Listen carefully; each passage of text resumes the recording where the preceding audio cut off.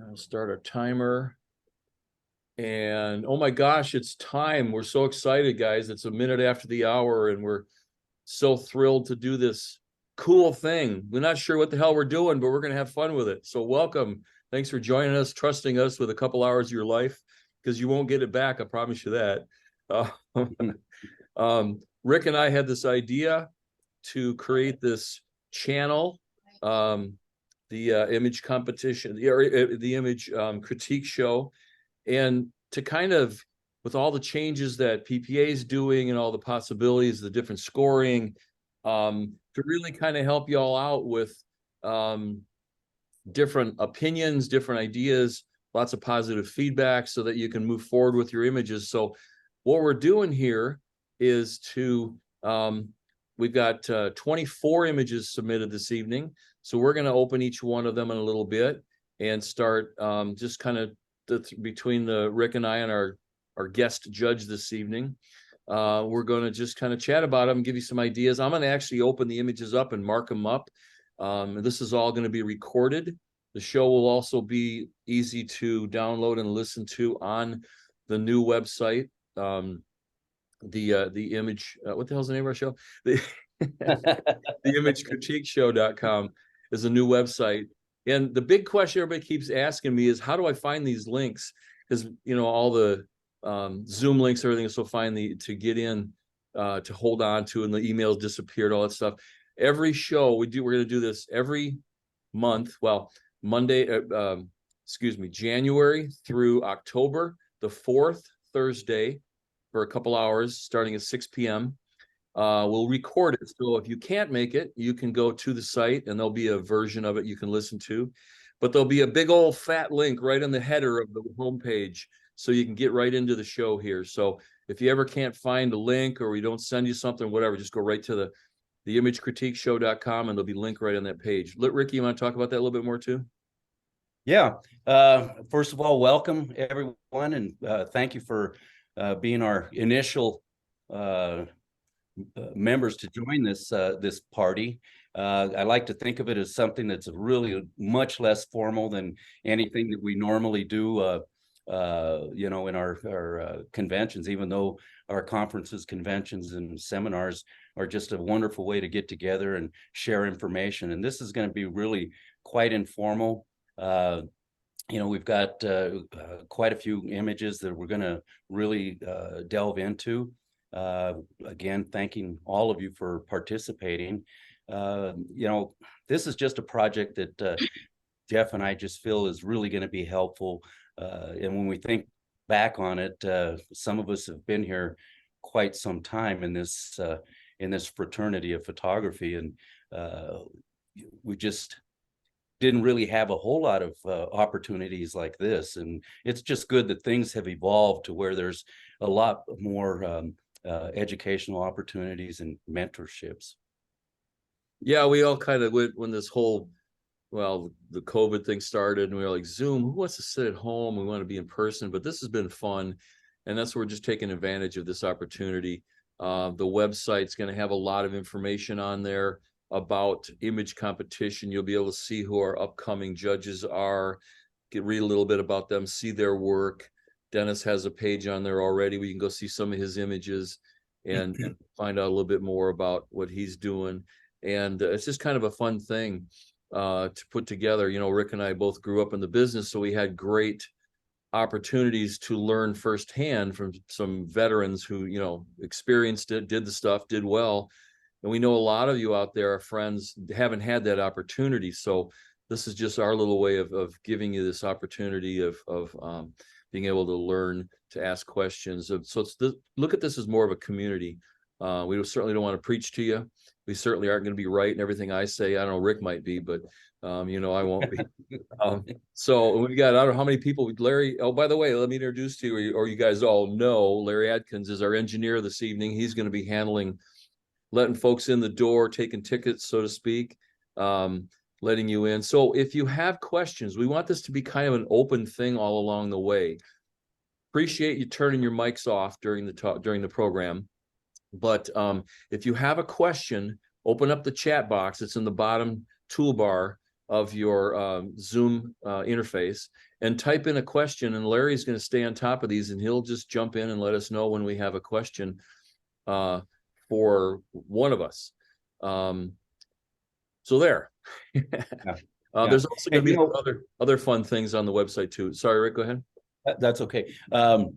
We want to have, excuse me, we want to make sure that we're fair across the board so that everyone has at least an equal amount of time. So please do offer your questions, but we're going to try and keep everything in line and in tow so that everyone gets their due, and, we're in a timely manner, because we know that you all have lives, beyond this. And so we don't want to keep you here till midnight or 1 o'clock.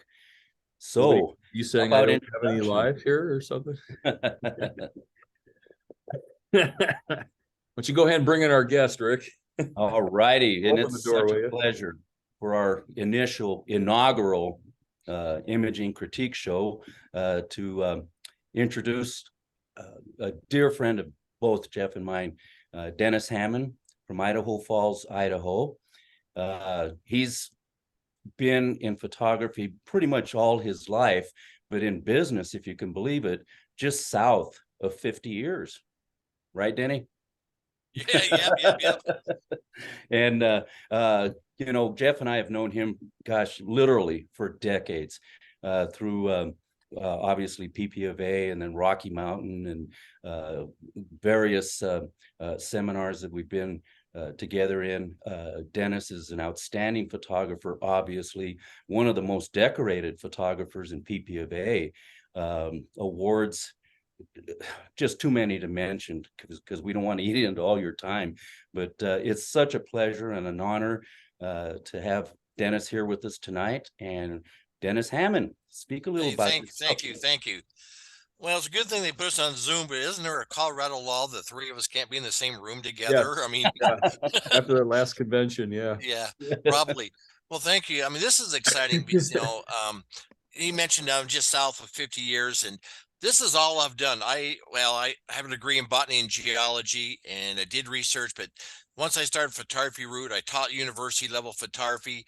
And then it's been 47 years, full-time, nothing else but full-time. I haven't had a sugar mama, sugar daddy, sugar parents, or nothing. It's just all been me. So it's everything you see has been done. So it proves it can be done. But they hit on a point earlier that this is amazing, because when we were coming up, and we didn't have this kind of help from other people. Yeah, we got a mentor sometime. We could have had some people help us, but we did not have all the critiques. And hence, with all this kind of work going on, I really feel that because of these Zooms and these critiques and things you get from PPA, and I think they're two gentlemen really believe this as well, that the work in PPA has really escalated and grown. The quality has grown. You guys agree? Oh, absolutely. And I really believe that print competition, I'm still saying print, even though they're digital files, and it's still print competition to me, is made me the photographer I am, because of wanting to excel and do the thing. So I am a firm believer in competition. And with the critiques, we're going to talk about critiques, and that's what we're here tonight for. Sometimes we may ruffle some feathers, but sometimes those feathers need to be ruffled. I just got through doing last year with both PPA and all stuff. I did probably 1,000 critiques, and out of all that, I had like 2 people call me and thank me for doing the critiques. The rest of them go, no. But it's just amazing. I mean, I'm glad. So thank you for allowing me to come join you guys tonight. Thank you. Absolutely. Dennis, don't you though, wouldn't you agree that, I know Rick and I have talked about this, but I think a lot of those, because we've both entered a lot of images and done a lot of competitions and such, but don't you think it's those dings, as we talk about I mean, I had a 65 early on in my career, and it was at a point where I could have gone back and played some more baseball or learned from it, and I'm glad I stayed with it. But don't you think those dings are the ones that, if you pay attention to, that really make you climb? Yeah, I saw something the other day, saying the same thing. Take the stepping stones that, the stones that make you trip, and then build them up and create a wall to climb higher. There you go. And that's what it's for. We all take those stones. If we use them, some of the things we may say may not be exactly what you want to hear, what you think, but we've got three of us, between the three of us, probably got almost 200 years worth of experience. So I would think there might be something there if we say something. Yeah, and I think that's a good point, Danny. I think another point that should be considered by those that have submitted is all of the comments are really meant to help you. And we've all been on this panel have been are or have been PPVA affiliate jurors. And believe me or not, though it doesn't seem like that at the time when your image is being evaluated, the judges, they really are on your side. They want you to do well. It's just that they're evaluating that image. And I heard it so many years ago, and it just really hit home to me that a judge says, you know what? The image reveals itself.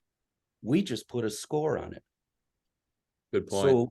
So when we think in those terms, and another point I'd like to make, and Jeff and Denny, I know Denny, he's in your own backyard. Alan Gibby, years ago, back in the early 80s, I had an image that came up and it scored a 78. So afterwards, he was kind enough to look at my work, and he just says, Rick, sometimes a print is a 78. There's nothing you can do. So hopefully, these are words that you can all take to heart, because we're just wanting to offer our opinions and help in your work. Yeah, it's true. I think when we sit there and we work on an image and we fall in love with the scene and we get some help from somebody else, and we're all trying to be positive and helping it. And I'll just share my little story with, I know I've told a few people, but back when I first started, of course, I had my dad to help me. And the very first image was, and it was, I have to say it was pretty easy, because at the time it was my girlfriend and her mom, and he was showing me how to do lighting. So he pretty much did everything. I pushed the button, so I guess that makes it mine, right? And then we went in the dark room and we did all this kind of stuff. And we looked at set up lights in the back and, judged it the way that would be done at the judging. And it got up there and it got an 84. And I thought I could do this. So maybe 6 months later, I decided to enter again. And Dad kind of backed off. He said, well, you got it. You got an idea. So as a couple of friends of mine did this nice engagement portrait, and I made the print. He kind of helped me through making sure it was following the rules. And I get to the competition, and it's, the room's dark, and there was probably 40, 50 people in the room. And I'm in the back of the room standing with my buddies. And I'm kind of standing there, a little smug, kind of, this is going to score well. And the print comes up. And for those of you newbies, when we actually had scores, it was 65 to 100. The score comes up, the print comes up, they read the title, silence, scores read, 65. And I immediately, all the spotlights in the room turned on and were pointed right at me, and everybody turned around. They were looking right, not really, but that's what it feels like, And I'm standing there going, 60, what? Are you kidding me? So I don't think I saw any more images that day, but at the end of the day, and this is where I think this is driving me to do what we're doing here. I went up, and of course, my dad knew all the judges, and he said, let me get a couple of my buddies to talk with you about the image. And one guy, and I remember clearly, he had this little smile on his face, and he goes, well, Jeff, I know you're starting, and I'm just wondering if, there's quite a few things in here that maybe shouldn't have been done. Instead of listing all of them, I'm just going to tell you that everything that you shouldn't do in a portrait, you've accomplished in one 16 by 20 piece of art. And at that moment, my thought was, I bet I can still go get a contract to play baseball again, because I'm still young enough. No, I'm going to stick it out. So I stood that print right by the darkroom door every stinking day. How many times I go in and out of that door, I would look at that print, and those things set in my mind. And I'll tell you that I'd be out the next time photographing a family, and I would see, oh, there's that telephone wire through the head, or there's that, all the stuff that was wrong. That one print elevated me to such a positive mode and it was just, that kind of thing. So when we don't get the score we want, that happened to me the other day. I entered an image that I was so excited about it. It got an 84. And that's a good score, but I want a 94 or a 99 or something. And it didn't get that. And then I listened to the critique and I'm like, wow, again, there's everything you shouldn't do. I did again. So, so trust the process. That's where I'm going with this. Trust the process. Dennis, you got any cool stories like that? I know you do. We all got stories like that. Well, most of you probably don't know this. I could have been a Colorado photographer. When I first started, I worked for a photographer in Grand Junction. My ex-wife was from that area. And so I could have been in Colorado boy without you guys. So then I ended up coming back to Idaho and here I've been. So, but we all got stories like that.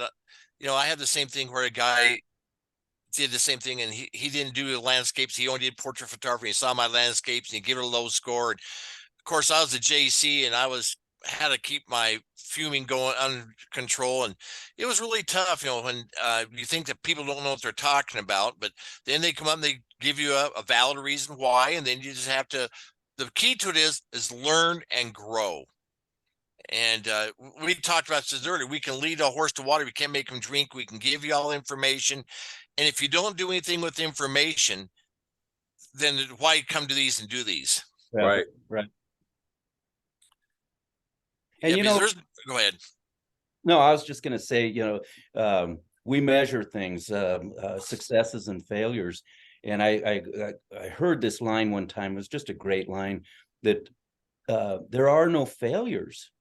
In any time you try something, there are no failures. You either win or you learn. And, that's something that I've taken to heart. I heard the same thing. There's no failures, only lessons. Mm-hmm. Well, I think but that becomes the mindset, doesn't it? Because I think a lot of times, we see, well, there's this, what do we call that? The sophomore syndrome, when somebody enters the competition for the first time and they get 3 or 4 80s and higher, or they get loans, and then they come back expecting to do the same thing again. And we've all been there. That second year is like, oh crap, I got 180 and then 377s. And yeah, so we kind of maybe took our eye off the ball, so to speak. So one of the things I want to chat about in this last couple of minutes before we get into the actual competition, or the critiquing session, let's chat a little bit about, for our folks listening in, about this 12 elements of design that is so important. I know a lot of people have heard about it. Why don't you guys just kind of chat a little bit about why, the importance of it, what they do, and how we look at it as judges and jurors. Well, if you can see that I have one of these cards and I have a paper on my desk, they're from ASP, but I have one printed out on my desk and I have these memorized like these other guys do. But I live by these. This is, I actually studied, I don't know if you guys know who designed the 12 elements. It used to be 10 elements and then went to 12, but I studied with him. His name is Gerhard Bacher. Oh yeah. yeah. Oh And yeah. I studied with him for 2 weeks at Winona, and I can literally say he changed my life. Look him up sometime, along with him and Frank Christian Yep. from Germany. And his little blue book on composition is amazing. But I live and die by these rules, and they subconsciously we live by them. And my big thing is technical excellence. And technical excellence and impact kind of go all together, but technical excellence for me, it has to be in focus. They have to have a reason for it.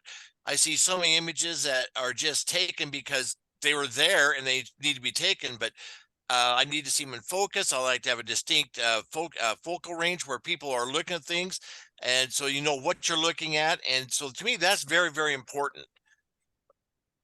Hey, just real quick, everybody, in the chat box, I just put up a copy of the 12 elements of design for you. It's a PDF that you can download and have and refer to for the rest of your lives.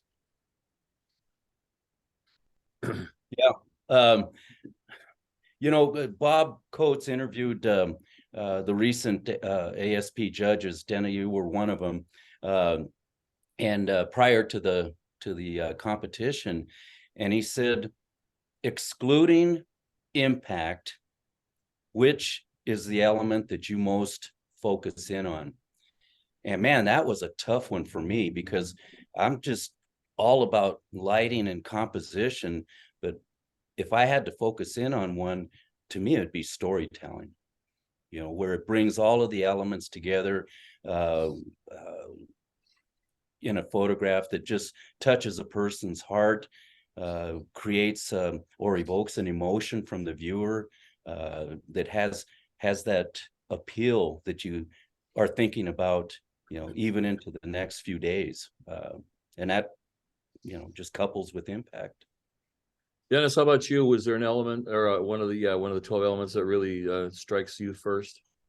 Well, that's what I said, the technical excellence. And, storytelling is important, but the technical excellence for me is so important because that encompasses so much of the focus, the posing, the lighting, the composition. And composition, I'm like Rick, I love people that are composed correctly. And my thing is, okay, so if you have a great story and it's a great emotional kind of feel, but you're lacking in focus and sharpness and things like that, then it's not going to carry forth. But on the same thing, you can have a very technical image, but if you don't incorporate some of the others, it ain't going to carry forth. So it's got to have a kind of a blend of everything for me.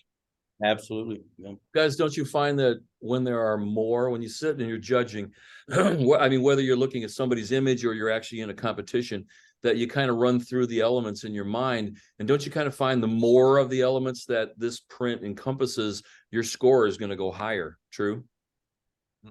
Yeah. Yep. I was looking for more Yeah, of that, but yeah. Yeah, when I see an image, one of those elements is going to jump out at me, and it may be lighting, and it's sculpting the body or the face or the landscape, whatever the subject matter is. It's just creating such a depth and a dimensional look in the image. Then that's what I'm going to really hit on. If I see an image that is loaded with storytelling, I'm going to, be all over it and talk about it from that point of view. Same thing with composition. The thirds is great, but man, there's some other composition perspectives that are so much more powerful. And those are the images that you see in the loan collection. I guess we call it IE now. Right. Yeah. Loan. The old timers. Yeah, no kidding. Yeah, we can't scream out loan anymore. Well, Rick, you brought up something there that I think is really important to remember. Like Rick might jump all over something with a storytelling image, and I'm looking at it and I'm going, "Oh man, it's falling short in technical excellence." And I see a censor spot, I see this and that. And so here's the thing: each judge brings to the judging table all his history, his loves, his life, and his experiences come to, and they're all manifested in judging your one image. And Rick may be all hot on one image and I may not be, or vice versa. And so it's sometimes just because one judge gets high and one judge is low does mean you're a middle range or whatever. It's just that judge has had a particular significant event in their life that may be manifested to make them want to have like that image better. Right. Yeah, if you remember, that was one of Ansel Adams' famous quotes is about how we create from all the things that we've experienced. And that's why I think the panels have 5 jurors, because we bring a lot of that information together, and the average of those 5, I think, gives it a pretty fair score. Wouldn't you agree?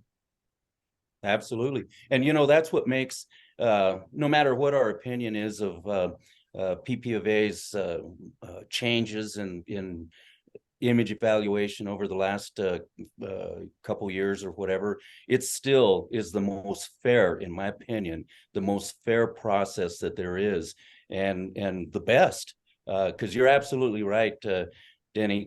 When we bring those judges together, it's really an amalgamation, I guess, if you want to call it that, of everyone's opinion, and then you get so-called an average of what everyone thinks. So how much more fair can that be? And I'm sure a lot of us in here, members as well, have maybe judged at local art guilds in their community that are it's one juror. And man, talk about bringing your prejudice to a judging. And we all bring our prejudices to it, but it's just that during that conversation in the process, we come to a conclusion. And that's, again, what's beautiful about it is, as trained as PP of A affiliate jurors, we're conditioned or trained to be flexible, to offer opinions that aren't offensive, and when we feel that, yeah, I'm wrong, fess up and Right. and yeah. Well, I was going to say, for me, a lot of the, I guess the things that I've seen over the years. We've all been part of camera clubs or private little groups, and they'll bring in one judge, somebody, I mean, I wouldn't even call him a trained juror. And some of the things that I've heard these people say, wow. I mean, yeah, I mean, some of them you can't even repeat. They're so bad. And I think that's the one thing that's going so positively for the PPA. The whole program is that we're trained not just to kiss ass. Sorry, I swore. First bad swear word. It's not about that. It's not about agreeing with the other guy because he said so. It's about looking at it, trying to be positive, trying to find the best of it, helping, but also being positive about it. Because, man, I know you guys can tell stories, but I can tell a bunch of stories from my young days of listening to some judges that literally swear at the image or swear at the maker and say, what the hell are you doing? And, you know, it's just crazy. So I think the whole system has gotten to be very, very, as we look at it, we go, that's not the score I wanted, but the system itself, I think, is polished pretty well. Don't you guys agree? It really is. We go back in the day, just what you're touching on, Jeff, and I really have to make this comment because we're going to get started here in a couple minutes with the image. The process is so refined compared to what it was a few decades ago. And I'll just tell you this story. I'm sitting in the gallery as the judging is going on, and I'm just a wet behind the ears kid back in the late 70s, early 80s, and my image comes up, scores miserably, and one of the judges, this was way before the judging class that they have now, but one of the judges commented that at least the photographer did one thing right. They got the film in the camera. Ouch. And I just, it's one of those things where Jeff alluded to that with the spotlights and competition. If you clear your throat, everyone is going to know it's your image. Right. And, it was one of those things where I just wanted to crawl in my shoes, and I could feel my eyes well up. And it was that fight or flight thing that comes in. And I thought, man, I don't need this. Why should I put myself through this? And that was the flight. And then the fight part of it was, heck no. I'm going to, one of these days, and I told myself, I remember it so well. I told myself, one of these days, I'm going to be sitting on that panel. And one of these days, I'm going to be up on a stage offering suggestions and giving thoughts of what I do. And, so I guess what I'm trying to say is, we're going to have a real nice visit tonight, and we're going to be kind, but we're going to be truthful. So, Dennis, any other thoughts or comments about yourself, and maybe even share real quick just some stuff of what you're doing? Any trips you have planned this summer that we should know about, and stuff like that before we get into the competition? Well, I appreciate it. Yeah, I mean, I'm kind of like Jeff. I mean, I've turned to a lot. I've been always an educator as well. But last fall we did a trip to Croatia, and we got another one planned for 2024. But this fall, one of our big ones, we're doing a trip to Scotland.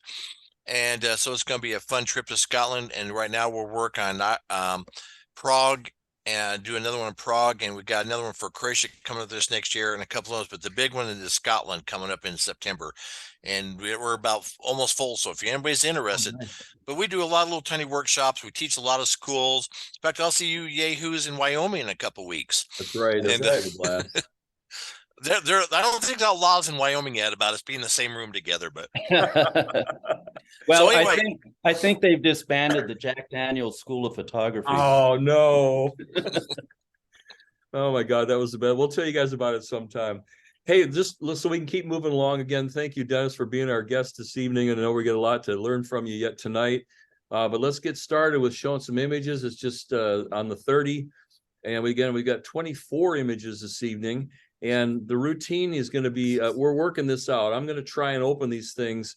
Let me steal the screen here. Any last comments, guys, before we get started to the makers or anything while I'm getting my screen ready?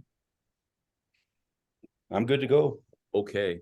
So what I'm going to try and do, I've stole the screen here. I don't need that. I got too much open here. We're going to open these images.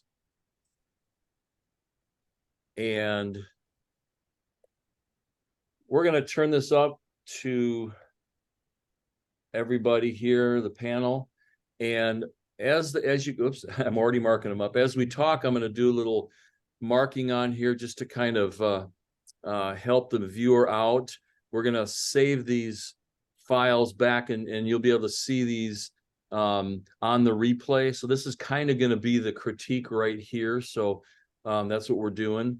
But also the benefit I think that we're going to try and do, and this is, like I said, we're going to try and do this. If you have a question along the way, get it in the chat box. Larry's paying attention to that. If he thinks it's a valid question and we have time, he's going to, I don't know, we'll figure out either he's going to ask it or maybe he'll let you turn your mic on, whatever. I don't know, but please interact, talk to us. Even if it's your own image, you don't have to tell us it's yours, but by all means, let's interact here. And I already goofed here. I don't know what the title of this one is. Hold on. Steer rank one. It is called Tranquility. All right. So go ahead and chat. Dennis, Okay. jump in. Well, this is in my backyard almost here. So Right. yeah, so I've been there 100 times, probably any time of weather there. And those judges, we can't say that, but again, we bring every ounce of our experience to us. And this particular scene has been done. The judges have seen it, so you have to always be careful when you start presenting a scene that everybody's seen. But my biggest thing is the upper right-hand corner. I mean, we got beautiful colors, the saturated aspens and things, but the upper right-hand corner, the mountain. I understand the time of day. I understand what things going on, the cloud cover, but it's all kind of blown out and there's no contrast range compared to the contrast range compared to the foreground. You talking about the mountain itself? Yeah, Mount Moran, actually. Yeah. So the mountain itself is kind of flat in contrast to what you're saying. Well, that cloud cover is kind of an issue as I see it. We've got quite a thickness over the mountains, and then we got some brilliance coming down low to the left, which is going to be an issue. You can see the light coming in over here on the left direction, so you can see by the shadows and the brightness. So yeah, that can be an issue. But how about the composition, Rick? What do you think about overall? Yes, that's exactly what I wanted to comment on. We've got a great leading line that you just pointed out from the left coming into the scene, and I think the mount is placed in a very, very good placement. And then we see from the top left that ridge that comes down diagonally and leads into it. So there's some really good, interesting things going on here. I'm kind of thinking that the biggest concern for me is the time of day that the image was taken. Yeah, it'd be great on a wall. But no, I'm going to interject something real fast. I noticed it's on a gray mat. yes. Just as a little caution, a gray mat in any competition, they have 18% board in the prints. They have a gray mat when they come up in IPC and things. And if you use a gray mat or that anywhere in that tone, your mat is going to blend into the background, therefore isn't going to stand out as much. So just caution you that if, when you start putting these together, to get a mat that's congruent with the scene, that gray doesn't quite go with it, in my opinion. But needless to say, the mat itself, if it's in that gray tone, it's going to get lost on the background in the digital file for competition.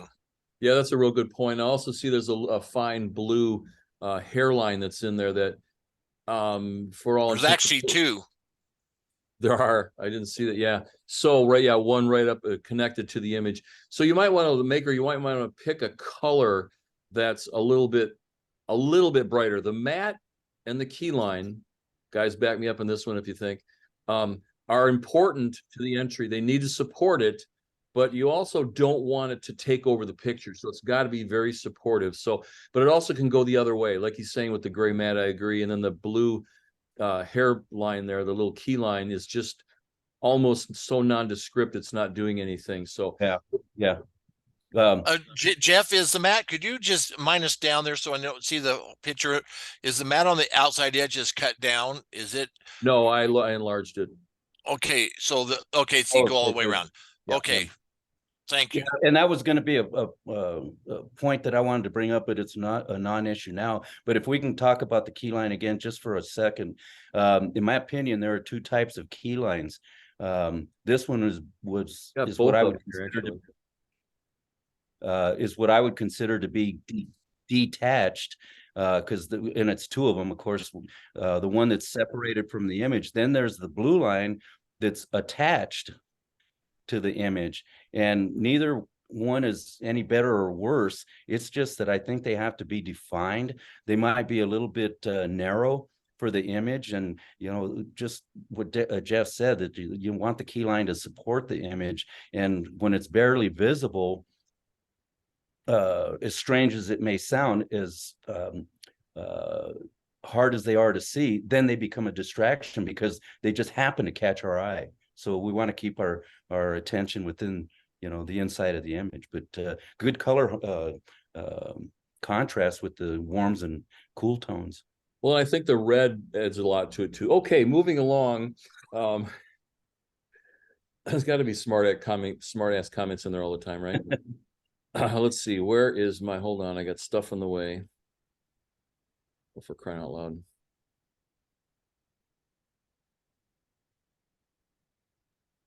Okay. Let me close that. We'll go here. Okay. Hang on, I got to get in the habit here. I'm not reading the title one more time. Soaking up the sun. Let's go to full black here. What do you think, Rick? Yeah. I think the composition of the subject is handled well. The nice texture in the feathers. I'm kind of getting the feeling that, well, we can see that from the catch light. The bird is being lit from camera right. We can see that in the catch lights, and I'm just not getting a real nice definition of the beak of the bird. It's just kind of going a little bit down in density. I think the color harmony is handled well. It's a nice presentation. We can see the key line all the way around the image, so that helps it stand out. But I don't know. I guess lighting is more of a concern for me. Dennis, what do you think? Well, it's really cool. The technique is done well, and Rick addressed the composition. But I'm going to just look one thing. If you guys will look in the lower left area, I'm seeing some banding in the scene, and maybe if you guys see it in yours, maybe I'm just seeing too much here. But I'm seeing some banding in the scene in the lower right, lower left, especially. It's coming through in there. I'm seeing that. So they'll maybe address some of those things. I think that the maker did a couple things nice. They used soaking in the sun. They've used the color of the sun. They've used a nice matte, a nice presentation. The background color matches, the outside matte is a darker tone of it, but they've used everything congruently with the colors. And this is very, very popular, this style with the single birds and these painted out backgrounds and things. This is very, very popular right now, and kudos to them for that. And the highlight in the eyes was probably painted in because of the technique, but they at least used congruent angles because the light was coming from camera right, and they actually put the light in the right angle. Because I see this quite frequently where somebody tries putting highlights in somewhere and it doesn't match the light ratio coming in. Yeah, no, I agree. Well, I think this is a very well done image, especially the uniqueness of this portrait of this bird here. I'm not seeing the banding on the bottom left there. I can enlarge it, but I think that's just one of the issues we have with the digital judging. But man, the color harmony throughout this is just stellar. The gold matte and the background colors. What do you guys think about? I know what the common answer is, and I don't mean the right answer, but we've got a highlight on the background in the upper right. What do you guys think about that compared to what we normally see or like? Well, for me, it's okay because it suggests the direction of light. Okay. And we're seeing that the bird is lit from that angle. So I really don't have that much of an issue with it. A lot of times we might want to see a background that's even throughout. But when we have kind of the modeled lighting look on the background here, to me, it just adds a little dimension. I would like to ask you guys, how do you feel about which I have to think, the extraction of the bird itself? I think it looks pretty good. I mean, I was just kind of looking at that, and that's a tough one if you look close, because you don't have obviously a smooth line, and you don't have obvious sharp edges of feathers. I think this was handled very well. And the beak issue that you talked about, Rick, that looks fine. I mean, it's darker, but it's definitely got detail in it all along here. It still allows the eye and the highlight on the neck, the S curve there, to really show through. I don't see an issue at all with the feathers cut out. I think it looks, I know it's hard, but I think it looks well done. Well, if they did do a cutout and did do that by blending the feathers out and pulling those little rogue feathers out, and it Right. broke up that, I think they did a good job. So kudos to them. Good. Very cool. Let's move along here. Let me save that one. And we will go to Golden Goddess.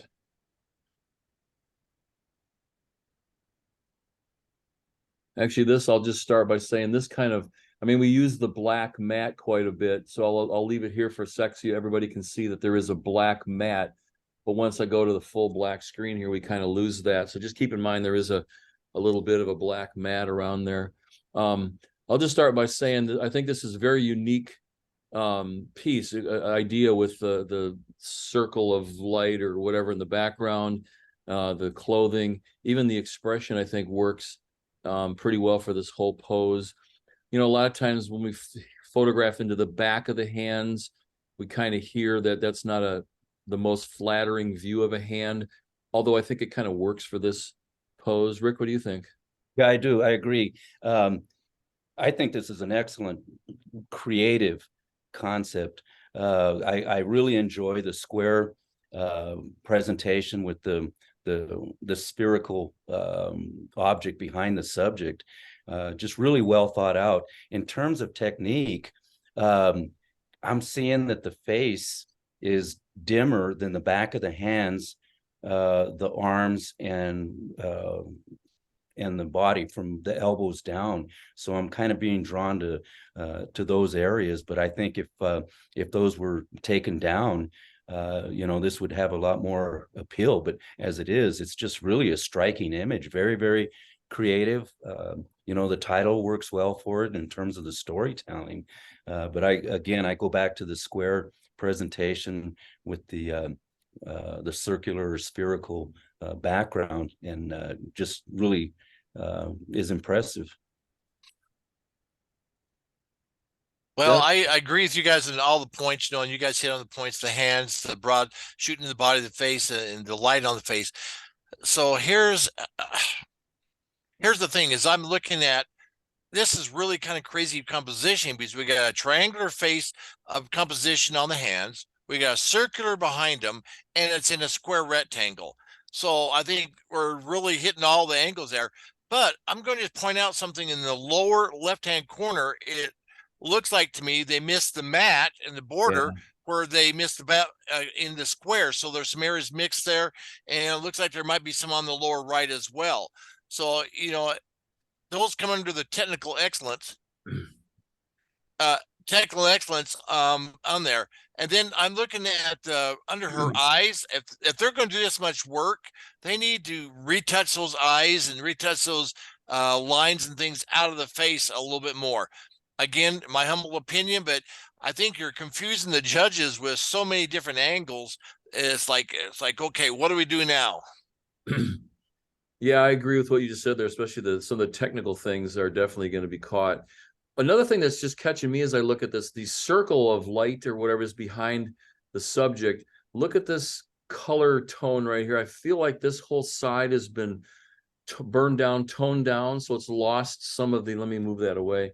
It looks like it's flatter and it's gotten darker. If you look at the quality of the highlight and the circle on the left side of the image, camera left, but you look at what's happened here, I just get the feeling that it just seems like it's been from about here to here, it feels like this area has been toned down in a way that doesn't look natural. It doesn't have that same contrast, that same highlight like the other side of the circle does. And again, minor thing, and I'll just say this to everybody.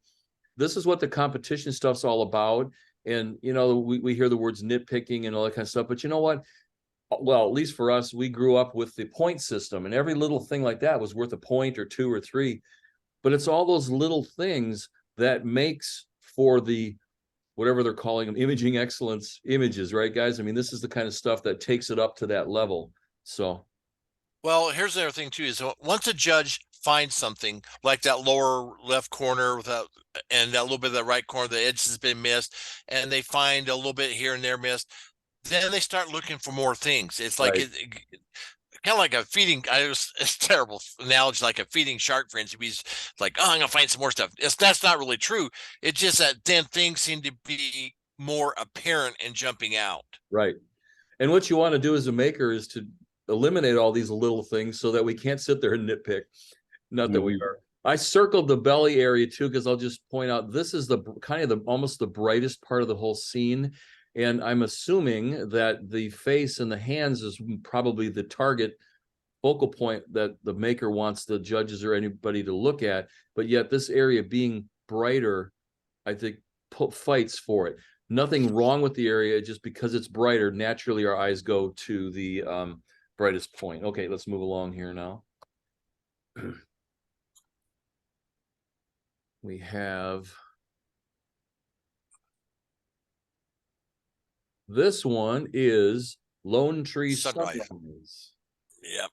Somebody's been in Moab. Not that I know that. No, right. But what do you think about it?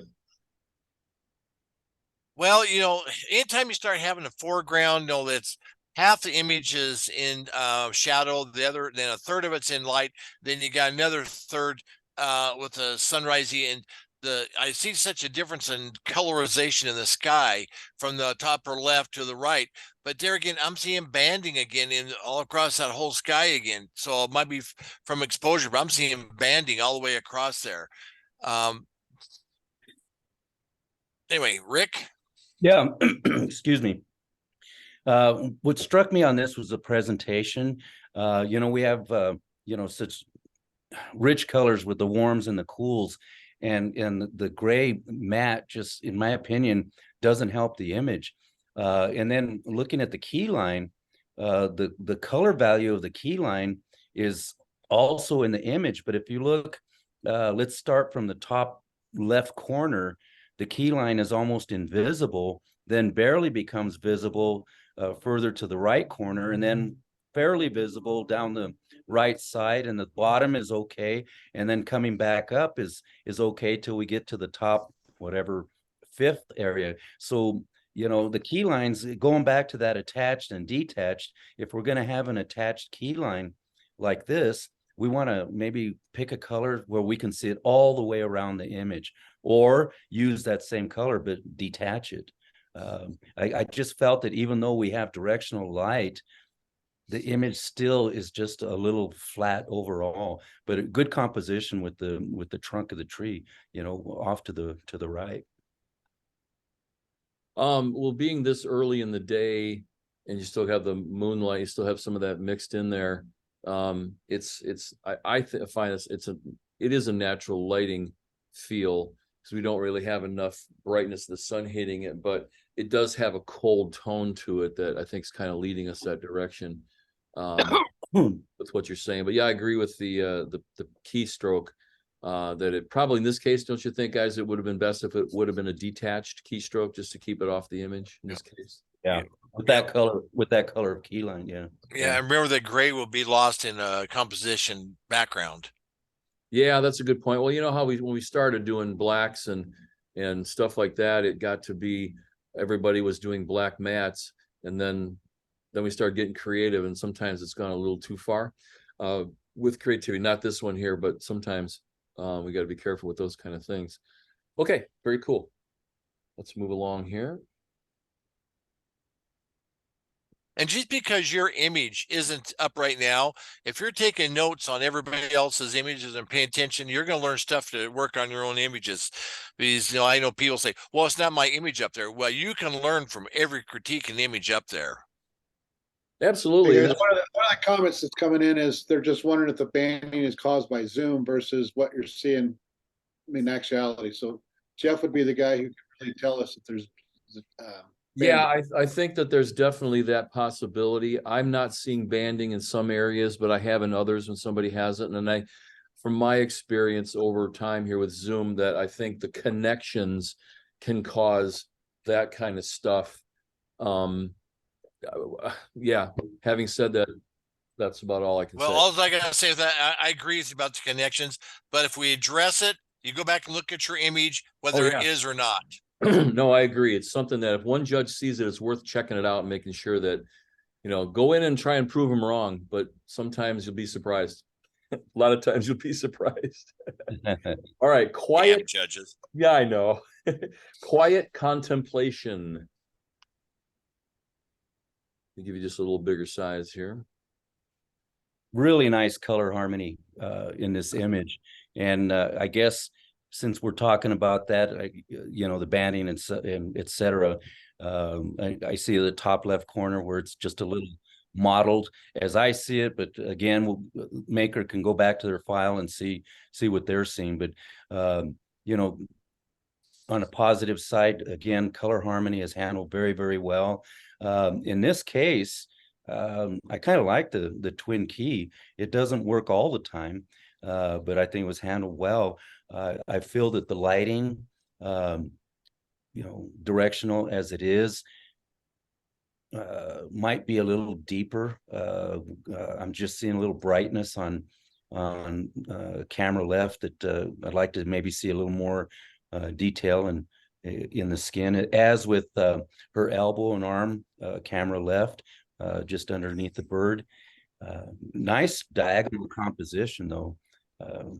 Might be just a little bit too far to the right because we have a lot of negative space to camera left of the wing, north and south, but really a neat concept. You think maybe it's just cropping it like right in here, Rick?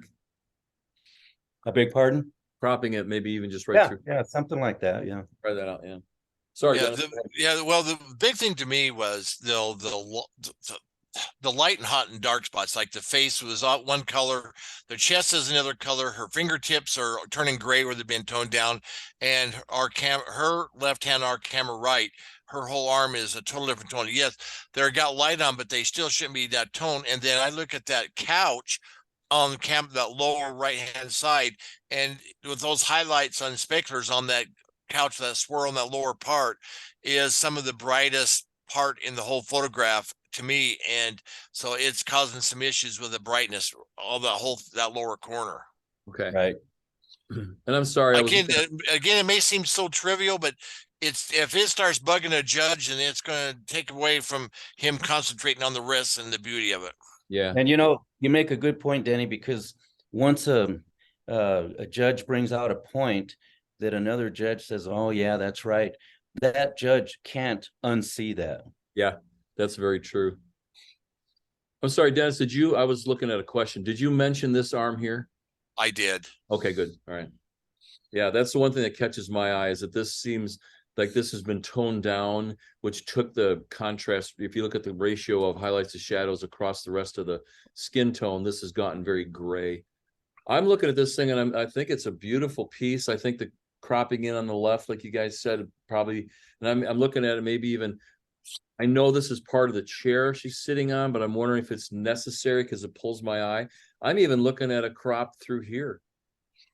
Well, when we're cropping there, just evaluate, and no, I don't know the girl. I'm just looking here as a judge, but I'm looking at her hip, right below the bird, down the elbow, and her hip. That is bulging out into the scene, and it is one of the brightest spots on her body in her dress. So it's going to cause more attention brought to that. Maybe bring it down. Intensity, we got a big wrinkle there, but bring that intensity down, and maybe liquefy the hip a little bit.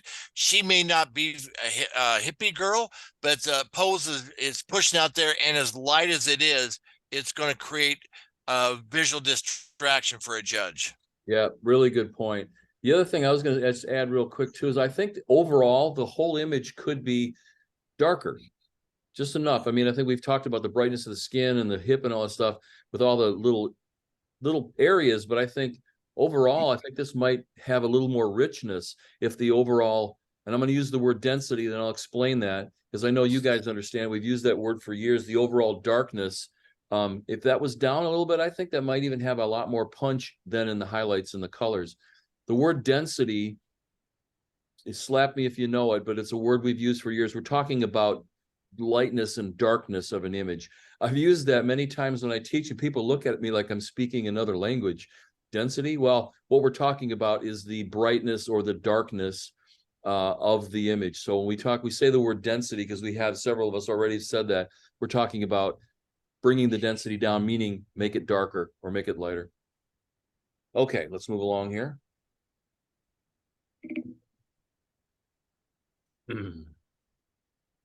Good comments, guys. I appreciate it.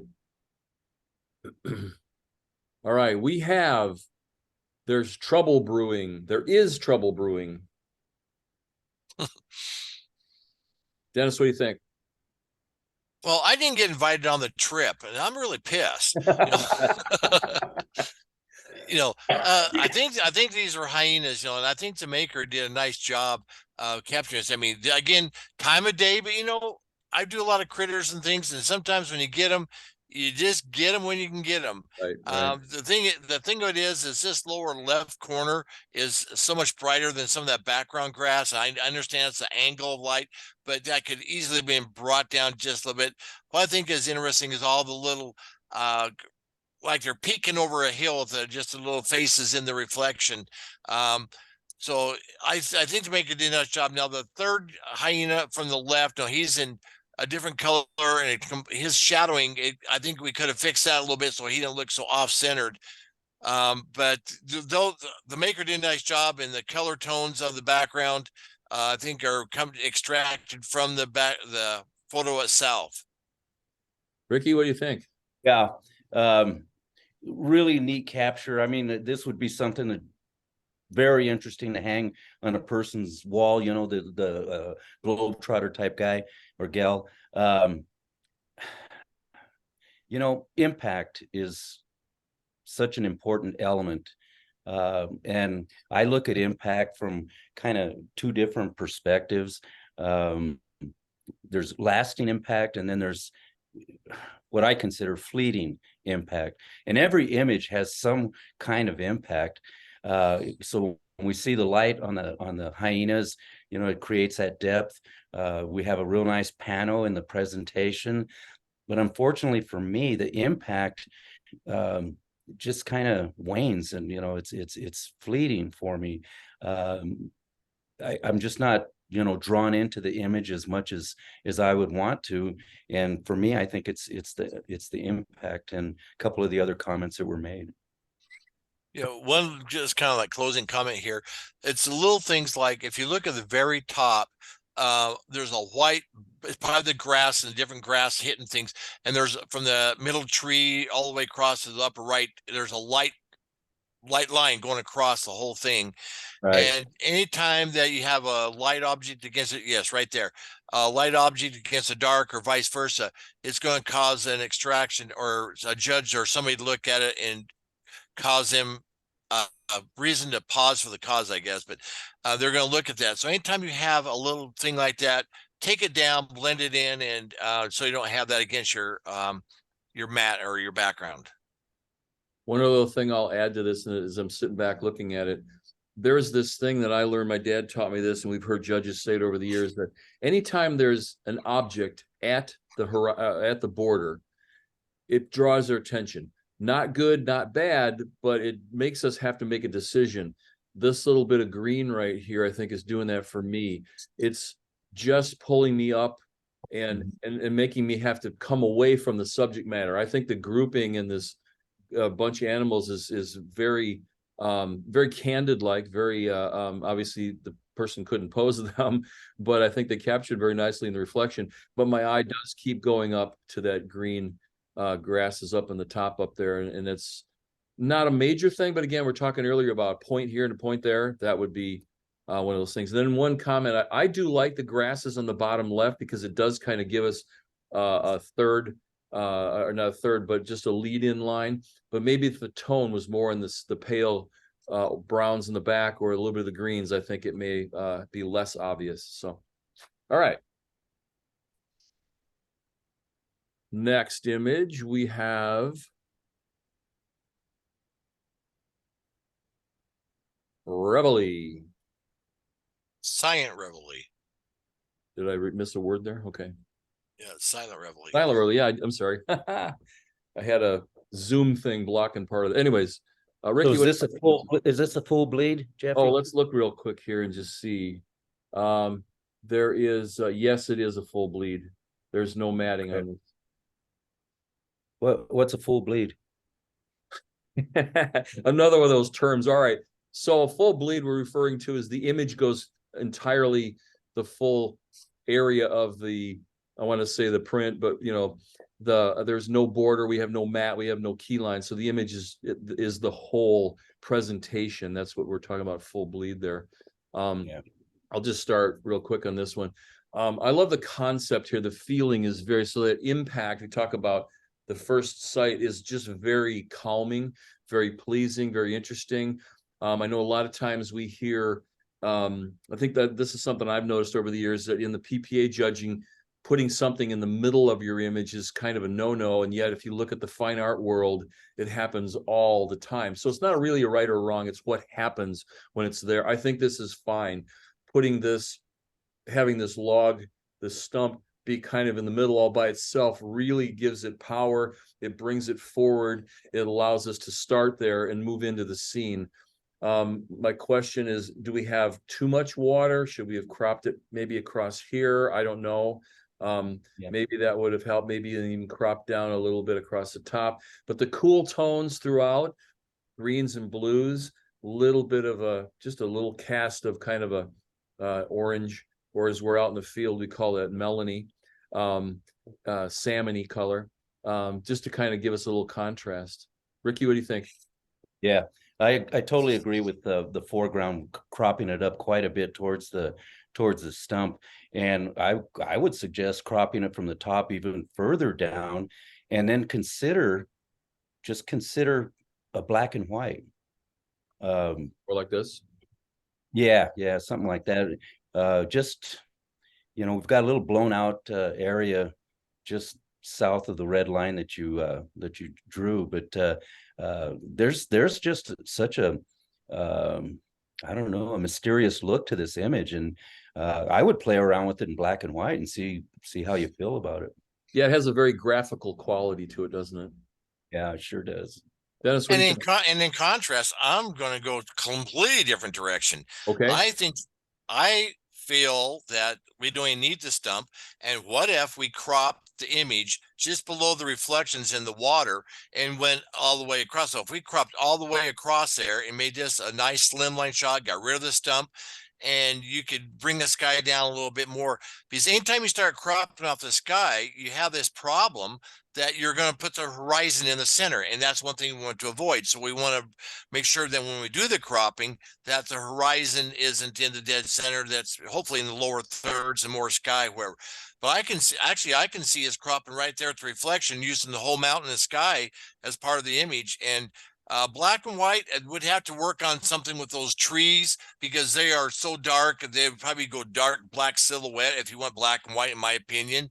But you know, you could go back and maybe readjust it. But it's just another concept, another idea for you.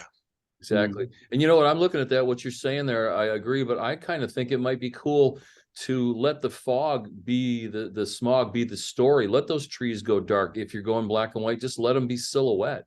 Let them go silhouette. Yeah, let them just be patterns against the fog. And what I love about it is we've got different densities of fog. These two trees stand out.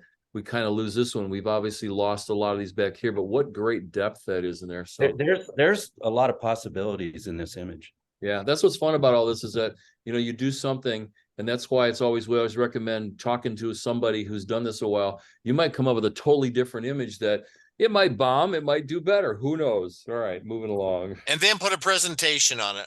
Absolutely. Presentation. Yeah. And Denny, you referred to Frank Christian earlier, and when you just mentioned now that you're going in a totally different direction, I totally respect that. And but I remember what Frank Christian said, and I'm sure you remember too, Jeffy. That he said, "Hey, everyone's entitled to their own ridiculous This is opinion." the point. That's so cool. All But right. you gotta have the German accent with it though. That's right. Yeah. Sail away. Dennis, what you think? Again, I didn't get invited on the trip. I mean, dang. Okay. Well, okay, I see the horizon in the background there, but for me, okay, this is Dennis.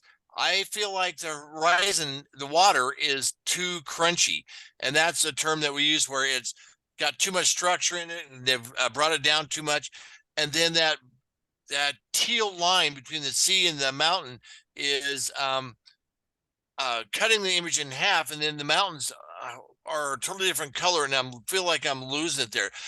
Kudos to them for getting the sail in the top of the boat in the mountain the way they did. They captured that scene, but I just feel like the top part is maybe too light and the bottom part's been too crunchy. I agree. And I feel that it could be cropped up from the bottom. Oh my goodness, quite a bit. Yeah, so I was just thinking like something like this. Yeah. Yeah. But I do like the framing. That was a good capture with the sailboat and framed with the mountain. Yeah, that was a good call. Absolutely. Yeah. And again, the key line, if we look at the bottom right corner, well, from the horizon line down to the bottom corner, we're losing the key line in the image. So again, coming back to either detaching the key line or picking a color that we can see all the way around the image. But Yeah, I agree with Danny Yeah. total, as far as the crunchiness. Well, I think, and that's something that we have, because like my favorite line is, because we can, should we? We can push these softwares to sharpen or detail modify our images, but you have to keep some reality in there, or you go far enough that it becomes a illustrative piece or a sketch or something. But you got to remember things like water and clouds don't have sharp edges, and it's kind of my rule to how far do I sharpen something. And I mean, this water looks, and I'm not trying to be mean here, but I'm just using it as an example. It looks crunchy, it looks not soft. Excuse me, but I think the guys said the rest of it pretty well. The color of the mat's nice choice. It goes with the image, but yeah, the key line gets lost. Placement of the boat. But I even kind of look at this with this bottom crop, but I could even see, and you guys know I like this kind of stuff. That may be too low here, just above the, something like this. And I know I can do that better. I can do this and this. There we go. And, maybe something like that. And let those mountains, let those hills go just a little bit deeper if they weren't that over sharpened. But I mean, love the pyramid, the triangle repetitive patterns going on here, and it even kind of repeats over here, which allows our eye to move back and forth through the scene. So a lot of good work there. Good stuff. Well, I just wonder if there's more to the scene in a way, because here's my think on this. Because the boat is going to the left and it's almost a 2/3 of the way out, and there's no visual sense for it to so if there was any more space or anything there, it just feels like it's going to crunch. If it was driving, it's going to hit that wall. Yeah. So maybe just think about that. And so if you did pursue with that, then use your title to project why the boat is leaving the scene. Yeah, good idea. Good thought. All right. Why did we end up with another? Whatever. Next we have, this is pretty cool here, you guys. This is called Solo. Wow. Hope that's maybe too big there. Let's go back a notch. Let me just start with this one. I think this is stellar. I love that word. What an interesting view of this creature that we normally don't see up close and personal. The details in here, it's been painted, but it's done so well. I would say I mean, I'm not the painter guy, but man, it's the stroking, the texture, the amount of brush laid down is pretty even throughout. Beautiful highlights, beautiful shadows, detail throughout. The I first looked at the mat and I thought, wow, the blue against the color, the brown of the bird, but then over here in the upper right, it works. So that's a tough one. I don't know what other color, if you did a dark matte to go with I was gonna say with the fur, with the feathers, then you'd have this big black brown border over here. So I think the maker had a nice choice there. Guys, what do you think? Well, I made the comment when it came up, wow, and we'll Yeah. go back again to impact. And that's what it has for me. Goodness.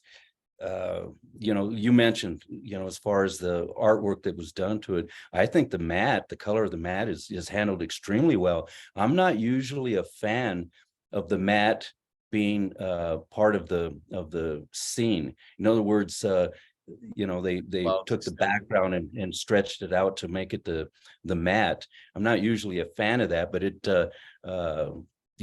goes for me in this case compositionally. We're kind of warned against using bullseye composition with the head of the bird right in the middle of the composition, but I just feel that works so well, in this particular case. Neat shot. Okay, I'm gonna throw something else at you here. So we got this beautiful shot of this eagle sailing. Again, we have no space for his head. What if you cropped a little bit off the left side? I'm just throwing this out there. Yeah. And what if you crop that eye catch underneath these wings at the very bottom? So all you did is focus in. I'm just thinking, I held my book up there and I'm thinking, just crop that off and a little bit off the side. I'm just thinking, I know they do this work, but what if, then that way it'd push the horizon of the bird's head more into that third range, and it'll take away that blue eye catch at the very bottom and really focus on the bird, the head, and the color. Something like that. Yeah. That's actually pretty cool. Everybody on your screen, hold your hands up and block the bottom and the left and just see what you think. You're welcome. But again, okay, that's my personal opinion, and do whatever. But I just, Yeah. I'm just trying to alleviate things that the judges are going to say. Yeah, and I do see this light trap here, and I think that does pull the eye away. Don't know if this one left side's necessary, but then I don't know. Putting it in the middle isn't a bad thing in this case, because with all of even the brightness of the white, excuse me, the white hair and the beak and the eye, it's still, we look around, the other colors will come right back to that no matter where it is. So Jeff, if you got the possibilities to flip this horizontally, as you got that. yeah. Whoops, hang on. Wrong key.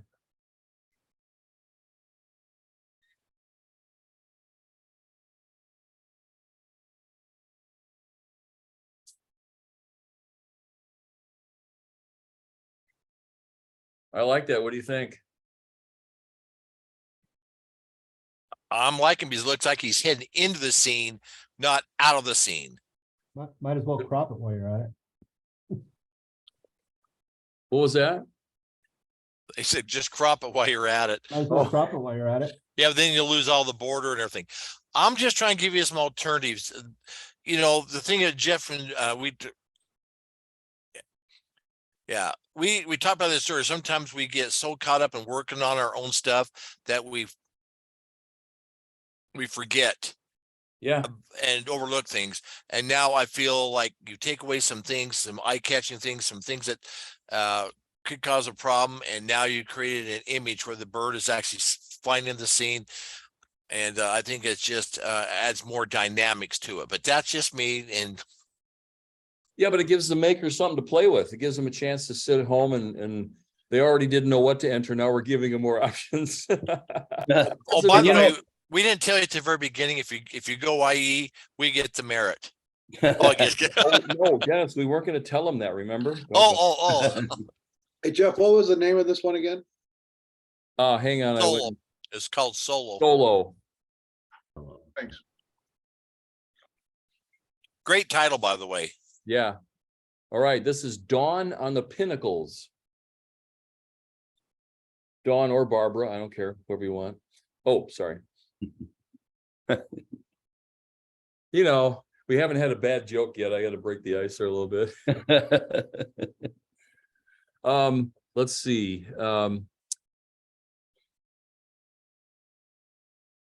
So I'll just start here. So I think the color harmony starting with this is very appealing. We have this, the impact is, you know, very much that morning feeling, or that sunset feeling. It's the end of the day kind of feel. That's very pleasing and nice. The color tones, the sky's got beautiful contrasting color, or complementary color, I should say, to the whole colors of the rocks and the soil. I even like the little bit of the little dry wash, the gully coming up here is kind of acting like leading lights into the scene. Normally I wouldn't put a bush at the corner, but the fact that it's so different and green, I kind of like that it's giving us an anchor point here, because there is a lot of land, even though there's little plants here and there. This little green point just kind of gives us a solid anchor, kind of sets off with the yellow over here, and the line through these weeds kind of is a nice strong support, taking us up into the rocks. Dennis, what do you think? Very nice, very nice. I agreed with all those points there, and I thought it was interesting that on the upper middle left, the pinnacles back actually got more sun than these ones right here in front of us. But something that it's bugging me now, I can't get past it, is that first stroke, and then we got the stroke line, and that's a totally different color than the first mat. So it's not the same color mat. So if you're going to do these mats, I just is really bothersome to me to see two different colors of mats. Are you cropping? Oh, I lost sound all of a sudden there. What's happened?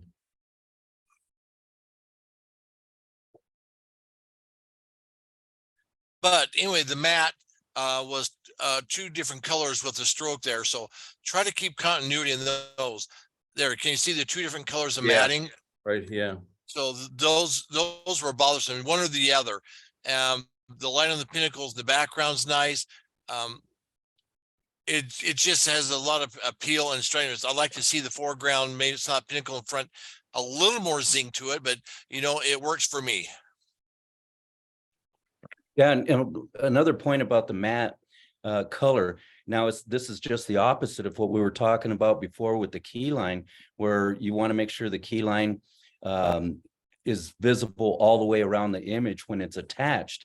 But if we look at the image, pretty much around the bottom left corner, the image itself, the edge, almost blends in with the mat, so we kind of lose it there. So, you know, a mat that will allow us to see the image, in this case a rectangle, all the way around. Obviously there's great separation in the blues, but when we come down to the values in the ground, especially to the left corner, bottom corner, it almost blends into the mat. So you're talking about right down here. Further left and up. In other words, bottom. There you go. Okay. Yeah, for us, all of a sudden my pencil tool wouldn't work there. I lost it. And I was just trying to keep up with all this stuff here. Yeah, so again, the color of the lip is just is different, but not different enough, I think, to make an obvious statement. But yes, it does blend in here. So, but good composition, good strong, makes us want to walk into the scene. Good color harmony. I see one thing. Is this what you were saying, Dennis? Is how this is a little bit brighter than over in here? And then then more on the far left, that little pinnacle in the very far back is more bright. Yeah. So see, I'd like to see a little bit more matching if they could bring it up. But again, that's me. And the sky was handled really well. Yeah. Beautiful sky. Okay. What do we got next here? We have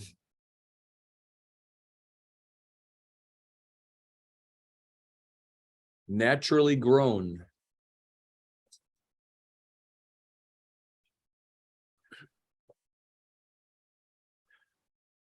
Well, it's a lovely, lovely plant, and I think that, you know, that's a draw right there. So the impact from the initial sight just is very pleasing. It pulls us into the scene.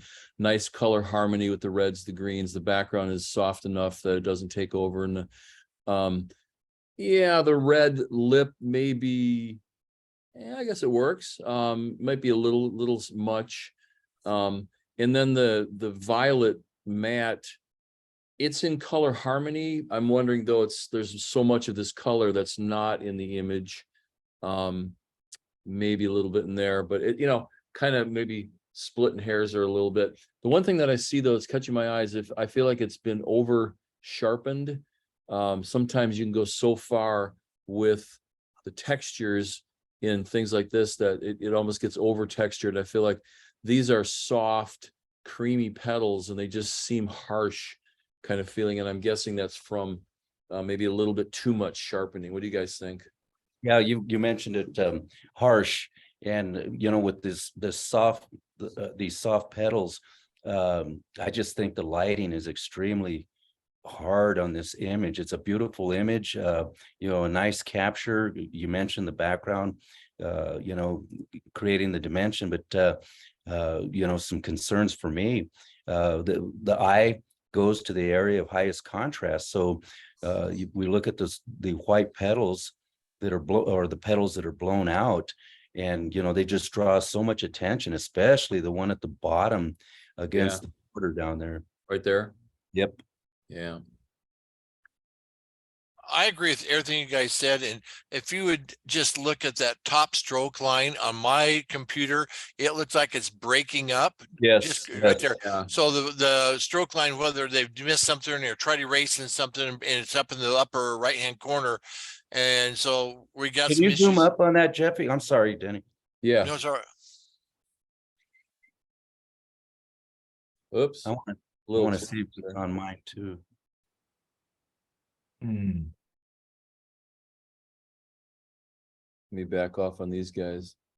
Well, you know, there's one thing that happens when doing stroke lines is if we have the stroke on maybe the layers in the wrong area, something is above it, something is not right. So, and if you look, if I bring it up here, it doesn't look too bad, but when I go back down, if you look at the color of the stroke over here is fine, here's fine, but then it gets into this area, it starts fading away, right? That's what you guys are talking about. So like right there, it fades away a little bit.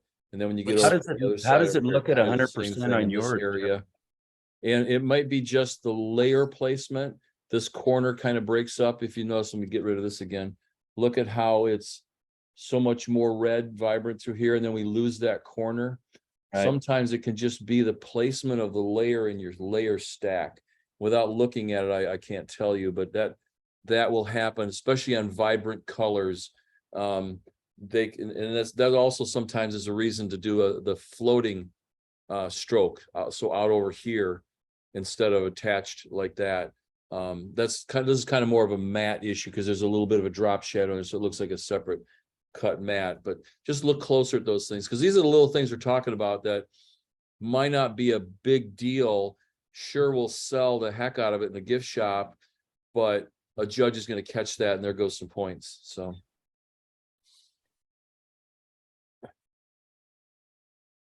Okay. Everybody still with us out there? Yep.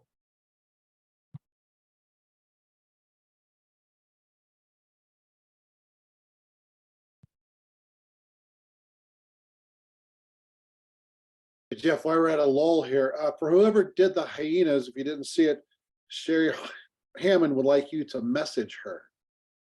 She has something she wants to talk to you about. Sherry Hammond, if you did the hyenas, please message her. We've already done it. All right, thanks. Oh, good. Sherry, thank you. I love this kind of sharing and ideas. So good job. All right. We got any questions from the peanut gallery out there? It's pretty quiet. Are you still there? You're not sleeping, are you? I know Larry would say something if you did. So we got. They're loading their weapons. So I will just say this: we've got, technically 35 minutes left, and we got half the images to go. So, having said that, this is called True Grit. Rick, what do you think? Yeah. Nice concept, nice composition, nice presentation.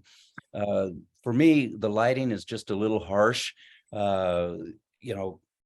It's not like a shadowed a light coming in from a shadowed side of a building, and it kind of looks like it's bouncing low and coming in, because we're seeing that little shadow just to camera left of the nose. That's not really, flattering. And I'm not suggesting that, we overdo like retouching, because this is a true grit type of an image, as was suggested. Also on the jacket camera left, it's pretty bright, and that to me again suggests that the light is coming in a little bit low. If that could be toned down. Background, I think, is handled okay. Maybe just a little more shallower depth of field so that the subject would stand out just a little bit more. But those are the thoughts I have. Matter of fact, the subject, I think, is maybe a little too far left in the whole presentation. Yeah, I was just seeing that there. They could just be either moved over or cropped a little bit more on the right side. One Right. thing I'm going to add real quick is, and this is just one of those things that the technical excellence we talk about, because I think the pose, the whole feeling, the title is nice, but I'm looking at sharpness. It's plenty sharp in the face and through her jacket, and even the ropes in the back and the hats. But look at this hat right here. That is very out of focus, comparatively speaking, in front of and behind. And why that's happened, I don't know. I'm guessing, if this is a background that's been dropped in or altered or something, just watch for those kind of things, because that will knock you down below a merit very quickly. And again, it's just, you're seeing it's sharp in her face and her front, sharper, not really tack sharp, but sharp enough for the scene. These hats and the lariats back there, but that little area right there, you can see it's so much more out of focus. That would be something that would really ding you in a competition. Dennis, your thoughts? Oh, you hit on everything there. And again, we got a two-tone matte again. There again, I'm not going to take a merit image out of merit or whatever because of a matte, but just they need to know that there's things there. And the hands are two different colors again. From the lit, our camera left and camera right, the hands are different colors.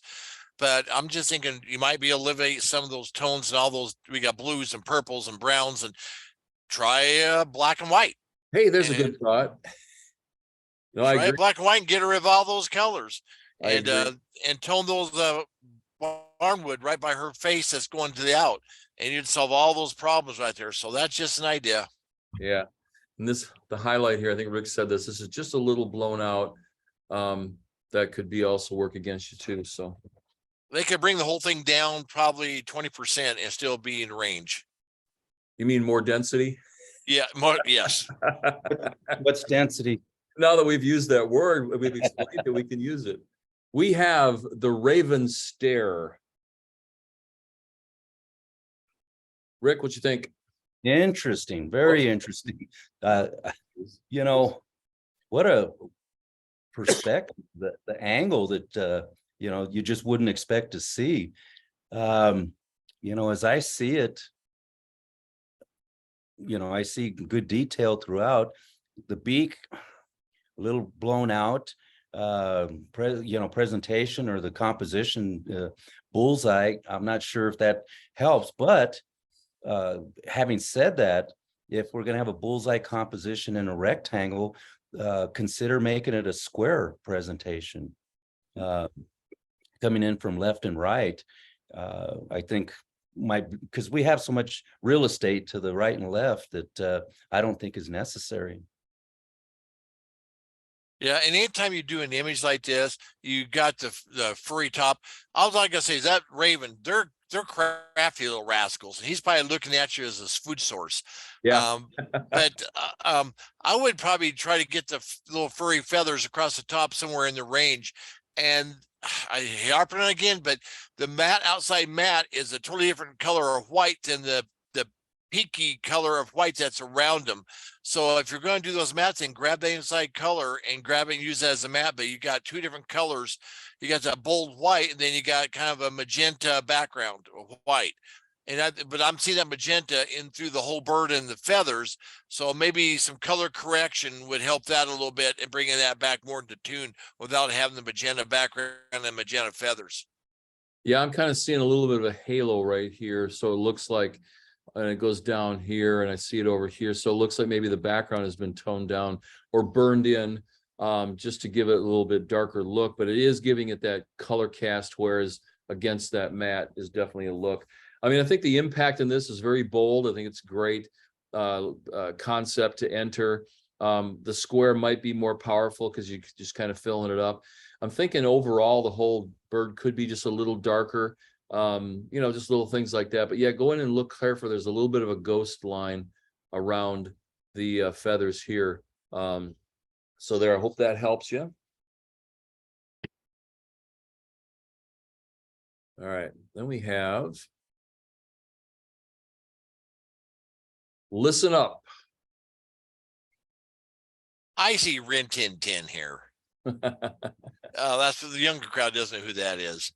Well, go ahead, Dennis. Well, this is just like a person's portrait or whatever. We got a nice job here, but I'm seeing the light coming low and to the right coming in, and then we got the shadow coming up on the dog's right hand side. It's coming around the chest, and so it's critters have a different kind of fur, and of course they do, but just the way it absorbs light and reflects light is different. And so we got the bright right hand side, and then the mask of the face, our camera left eye and down that whole back, I'm losing it in the mountains in the background.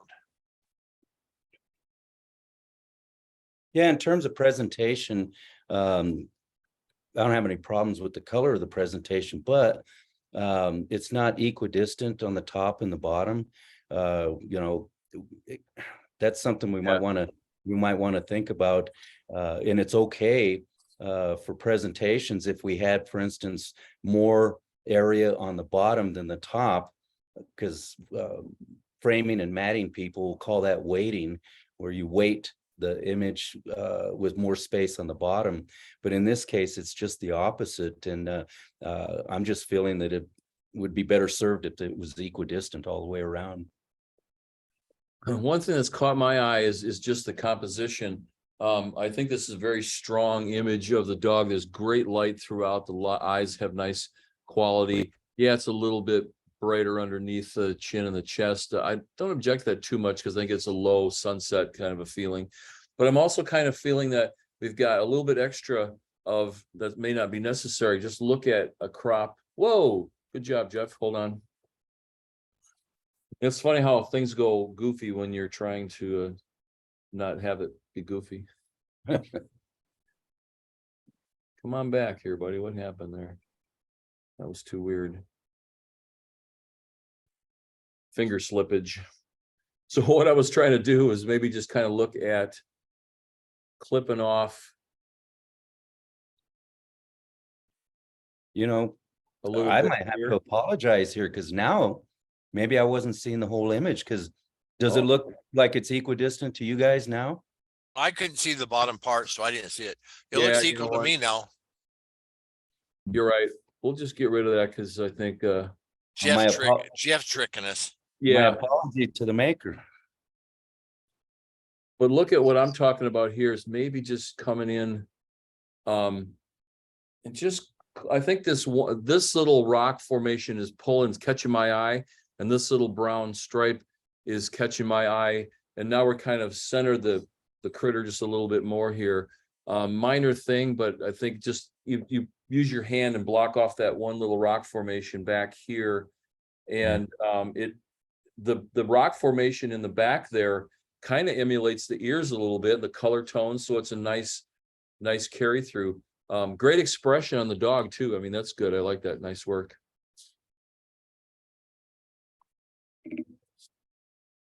All right. How's everybody doing out there in viewer land? I think they're getting a little punch drunk. It says, if I invite Dennis on my trip, how many points will I receive? Another individual sounds like they're going to Australia for a year. So Dennis, you might want to hook up with them. Oh, there you go. Well, So I can almost guess, was that Jeremy that said that comment about that? Oh, I love that guy. Let's see, what am I trying to do here? Let's go full screen. And oh yeah, let me go back one notch here. Notice that there is, the matting is Okay. a gray. Hmm. Hang on just a second. Let me pull this out here. So, okay, what's happens, guys, you see, so the gray is the matte, I'm sorry, that's the Photoshop, Photoshop background, but they've put a drop shadow and a little lip at the very edge of it here. Hang on. So I'm seeing just a very faint line under there, and all goes all around it.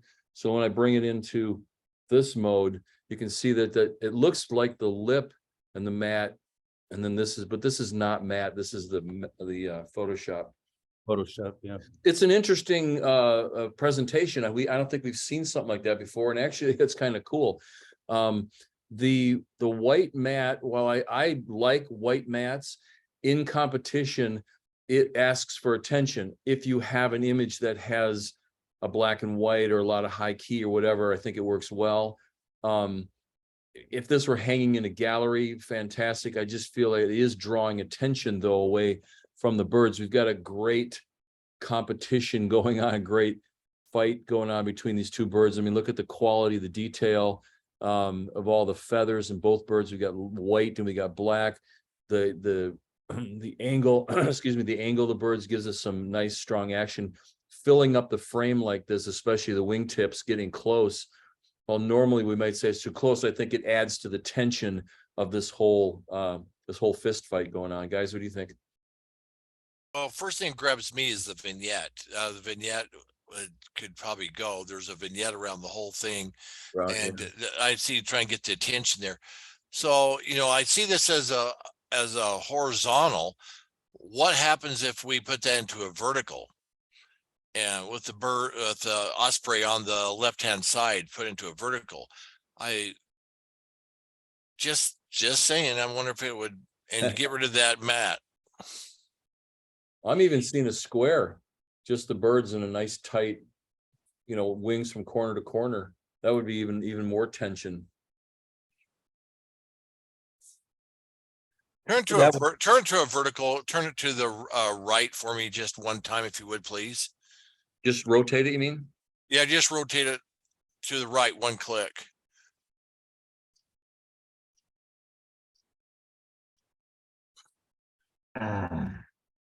Oh, I see what you're saying. See, now you got the power of the birds fighting with. They look like they're going down and out of the picture. Now they look like they're actually in the air and fighting. See, because we took it that way doesn't mean we have to present it that way. And you could cut a little off the bottom even, but to me now this shows more of the power because you got the white wing on top, the black wings are kind of framing everything, and right there, Jeff. I mean, I think that's a lot more powerful putting that into a vertical composition than the horizontal composition. You know what? I agree. That's very powerful there. Look at that beautiful motion. Still has the power of the fight. It's tense. I don't know. I think that's kind of cool. Something to consider, Maker. Sorry we butchered your image there, but Ricky, what are you thinking on this? Yeah, I would agree as well. But I as interesting as the presentation is, I just think it took away from what we're looking at right here. A simpler presentation, I think, would really benefit this image. But it's a really neat capture. It's pretty sharp too, Jeff. On Yeah. at Oh, 100. yeah. I'm sorry. You're saying the white mat took away from the image? Is that what you're saying? Yeah, I wasn't. Yeah.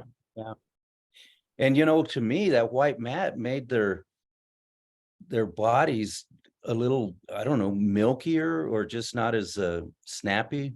Yeah, well, that's what I think too, is the white catches your eye and it's a bright white. We have a little brightness here, but it's not really white. So it is kind of competing with that. Again, a nice presentation for, maybe going to a gallery, but we look at this. I think that's got just some really cool potential. Hey, Maker, you might totally disagree with us, and that you're welcome to. You might be wrong, but you're welcome to disagree. Sorry, just kidding. All right. But good, beautiful. And, you know, I don't think I saw, did you get the name? I don't think I hit the title on that one when it's called. It was It's Mer. pro mobbing. Pro mobbing. Yeah, very cool. Good job. All right. Next we have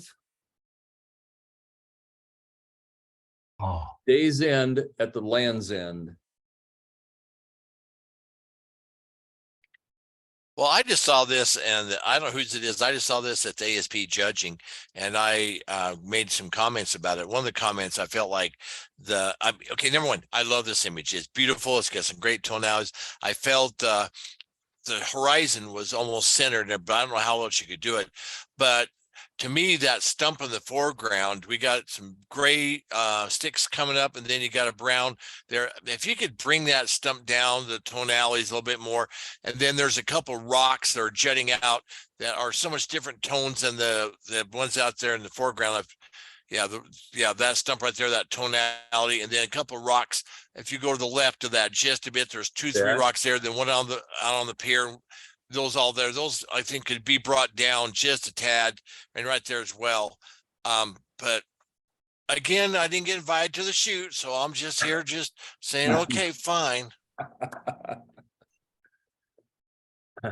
Ricky, what do you think? Yeah, I think the composition is handled very well. I'm not sure if the drop shadow on the presentation really is helps it all that much. But again, you know, let's go back to the key line where we're missing it on the top left and down the left, missing it a little bit on the top. But see how much more clearly we see it on the bottom of the photograph, the horizontal line, horizontal edge of the bottom of the background of the image. I mean, we just see it so clearly. So just caution about that. Well, I think the maker's done something a little different than we haven't seen. They've brought the image forward with the drop shadow, which is just a nice different presentation. But yeah, the key line is lost over here, like you mentioned. But it looks great over here. So, you know, don't be fooled by a little bit. You got to kind of make sure it goes all around. Yeah.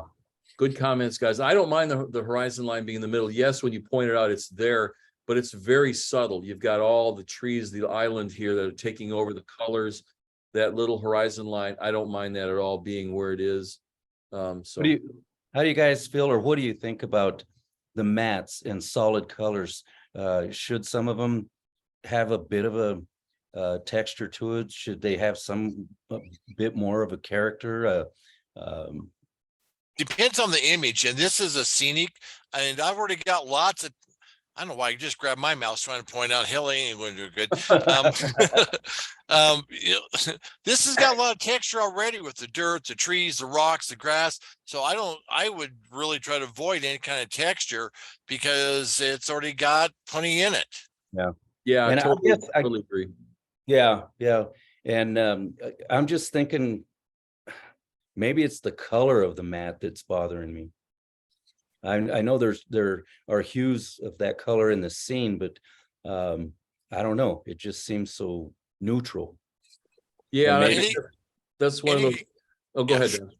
I say any given time, like when Sherry and I work on things, sometimes we might go through half a dozen matte colors worked on things looking. So we don't just grab the first thing we look at because we're looking, and we have the advantage of it with two of us here looking at mattes, and she always wins and I lose, but that's okay. So we always investigate what different colors of mattes, black, the blue, the gray, or like, no, anyway, not say blue or gray, but anyway, we investigate different looks and feels. And, you know, we have visions, we're visionaries. And so, you know, take the time and work on them. I'll just say this. That's exactly what I was going to say there is to try some different colors. But the one thing I think is kind of whatever you want to call this, but it seems like you've got 5 judges, in this case 3 of us. There's always going to be one judge to say, I would do something different with the mat. That's all I'm going to say. You know, I'm a really lucky man. Sherry gave me 3 days this month, so I'm totally right. The 29th, the 30th, and 31st. So I got 3 days. 3 days this month. I'm totally right. You lucky man, you. Okay, we have Ribbons of Creation. So what a stunning point of view here, low, looking up into all these beautiful curves and these nice mounds. Look at the soft light coming around on this rocks right here, these little areas, just the little highlights, just give us some depth. Nice shadow back here, a little bit of highlight there. That's nice. I feel that the while we have this obviously is sunlight coming through and this is in a shadow, I'd still like to have maybe seen like some of these areas be just lightened just a little bit to give us a little bit more depth. I mean, they can be lightened without being this bright, like the sun is hitting it, but minor thing, because it kind of gives it I know it's a shadowed area, but it doesn't have to be totally flat. Sky is fantastic with a nice cloud formation coming through. I think the matte color was a good choice. It's neutral enough, but it's got a little text, a little color. I think back to your comment about texture. If there would have been texture in this matte, it would have been fighting with all the texture in the rocks. So I don't think it's always necessary. And when I say texture, I want to be real careful about that, because when I mention texture in against a solid matte, I just want to break it up just to give it character, never give it enough texture that it becomes demanding or commanding of attention, just enough to just give it a little character, because I like to think that we're beyond the days when everything was just on a solid black mat in a blue key line. You know what I'm talking about, or a white key line. Because we've seen some images where there's just a hint of a texture. Right. And I totally agree with you guys. When we have scenes like this with so much texture in the scene, we don't want to add more to it, but just something to offer a little more character to the mat. And while I'm at it, regarding this image, man, this really strikes me, because here's an image with so much roughness and the texture that we've talking about, and character that the time and weather has given it, but yet there's such a peaceful calmness to it as a viewer. Yeah, good point. Anything you want to add to that, Dennis, or did we nail it? Ben said. Okay. Well, another thing I was going to mention is I look at this as a beautiful entry into this whole image right here, down this little path that takes us nice lines that take us in to view all these things, and then we end up in these nice little rocks, but it kind of lets us come around and do it again. So well done. Well done. We next have Defiance. Just notice there's no mat on this one either. Okay. She scares me. I think that's the point. Well, it's a really neat concept, and I think the maker came through with the concept. I think a few concerns for me, obviously the presentation, and then light traps or that lead us out of the image, top right corner, top left area. We're lighting, as I look at the catch lights, is just flattening the face. I don't know if we had a little more directional lighting and a harder ratio, that there would be a lot more sinister look to the image, because I think that's what the maker wants us to feel. Yeah, and I agree. And then we've lost some detail down here in the hair, which creates that, what we call that, those shadow holes that we kind of fall into. We're looking for detail, but there's nothing there. We waste time looking in there. And then I see the forehead being kind of the prominent area that we look at. And I'm sure the maker wants us to use the eyes, and then down through the smoke is to be prominent. And both shoulders are too light. Yeah, that's true. Yeah, you would definitely have a little more impact on. Then the title is a great title. You got a great story going on here, but I think if these areas were dark and ominous, and she really stood out from that, then you'd have something that would be just really powerful. Okay.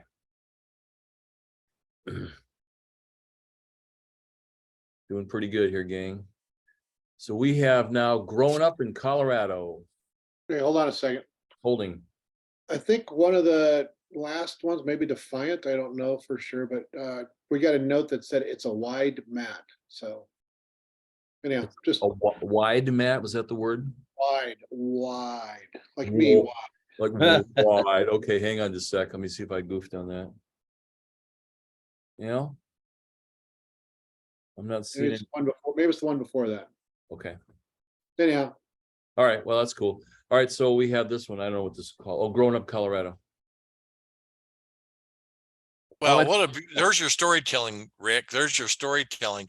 But I almost think they give us too much information to storytell with. And you got this horse, with this little girl and the boots and things, but you got these bright lights coming through from the trees, these shadows and lights and highlights. And then they're on the ground as well. And so it's causing a lot of challenge. And then we got something underneath the horse's neck on the right hand side, underneath the horse's neck in the background there. Go to the horse, there's something red up there right underneath his neck, right on the border.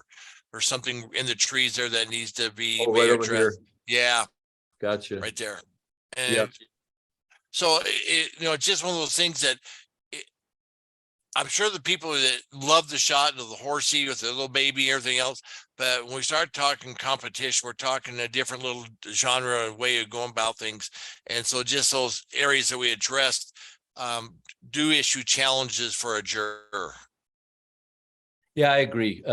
Yeah, there's storytelling here, but it being, is it strong enough to carry the image? And certainly not. That's why I defer to what you're saying as far as, we've got a really busy background, a lot of contrast in the background, and the composition could be improved with the babe a little further to the left so that there's more of a diagonal between the babe and the horse. I would guess that if the babe was further to the left, that the horse's snout would come up a little bit more so that they would be engaged. But yeah, there's the concerns you point out are certainly valid. I agree. I think the concept, but the other thing I'll add to it is that this is a great concept. It's a great story, and I'll definitely like to tell the maker that go do this again. Just look at some of the things that have been pointed out here and try it again with it. I think even just there's so much going on in the path and the trail here that pulls our eye, all the rocks and the plants, just all that little stuff. It just pulls our eye away from where we want to look right here. And it's a beautiful story, but there's so much else going on that pulls us away from that. That's what we're saying. So try it again. It's a cool theme. It's a great idea.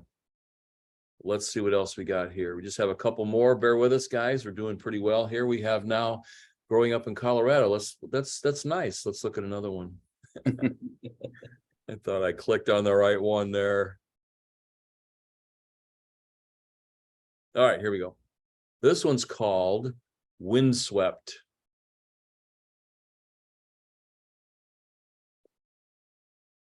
I am gonna just say that I like this very much, but I also know the maker on this one, so I'm gonna let you guys talk about it.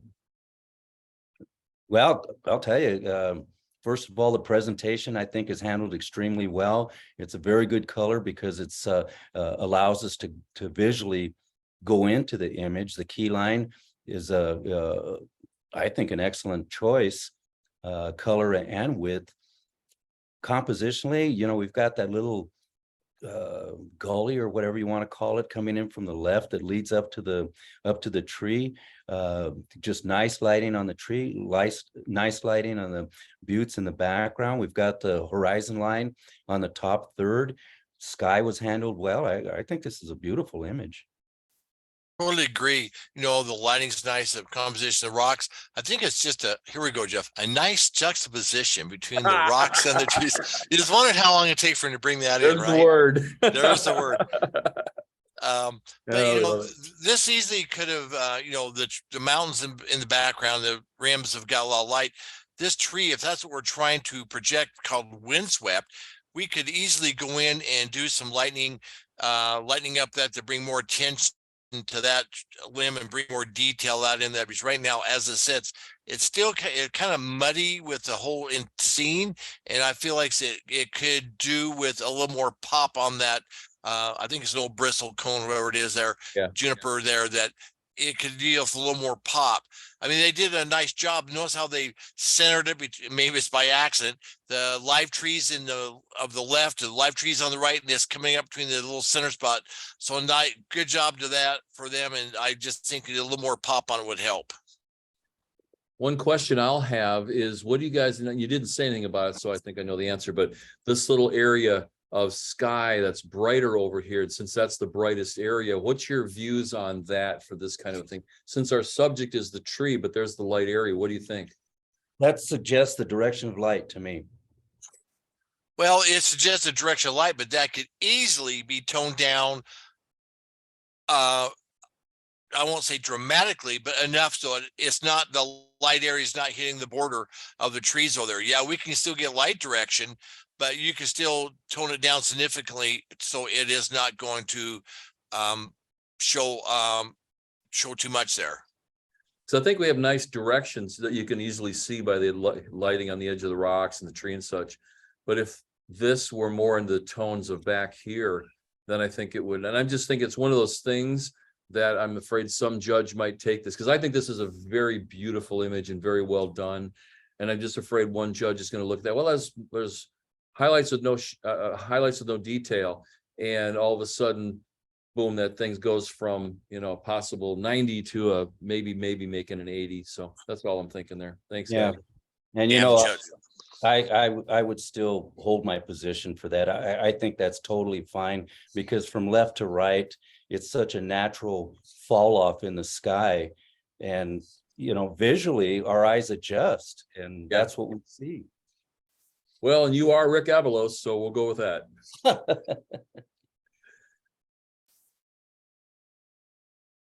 This one's called Introspection. Again, it's a print. There's no mat, no lip or anything. Okay. Well, I'll just start real quick on this one. First of all, impact is, I think, is pretty strong. The title, what's happening, the pose, the whole feeling, even the lighting direction being higher, and not a portrait lighting, but it just is giving us a nice feeling, carrying through that whole introspection, very deep in thought, thinking about ourselves and life and whatever. I think that's done very well. A couple of things that I will say, and this is, you know, minor things, but the watch is really asking for attention. If you're going to do poses like this for competition, I'd lose the watch. Ring, I don't mind, but I'd lose the watch. Even the little mole on the cheek and the little angel kiss area being that light pulls my attention there. You know, tone those little things down. Then, of course, the mat and the lip that we've talked about. Guys, what are you thinking?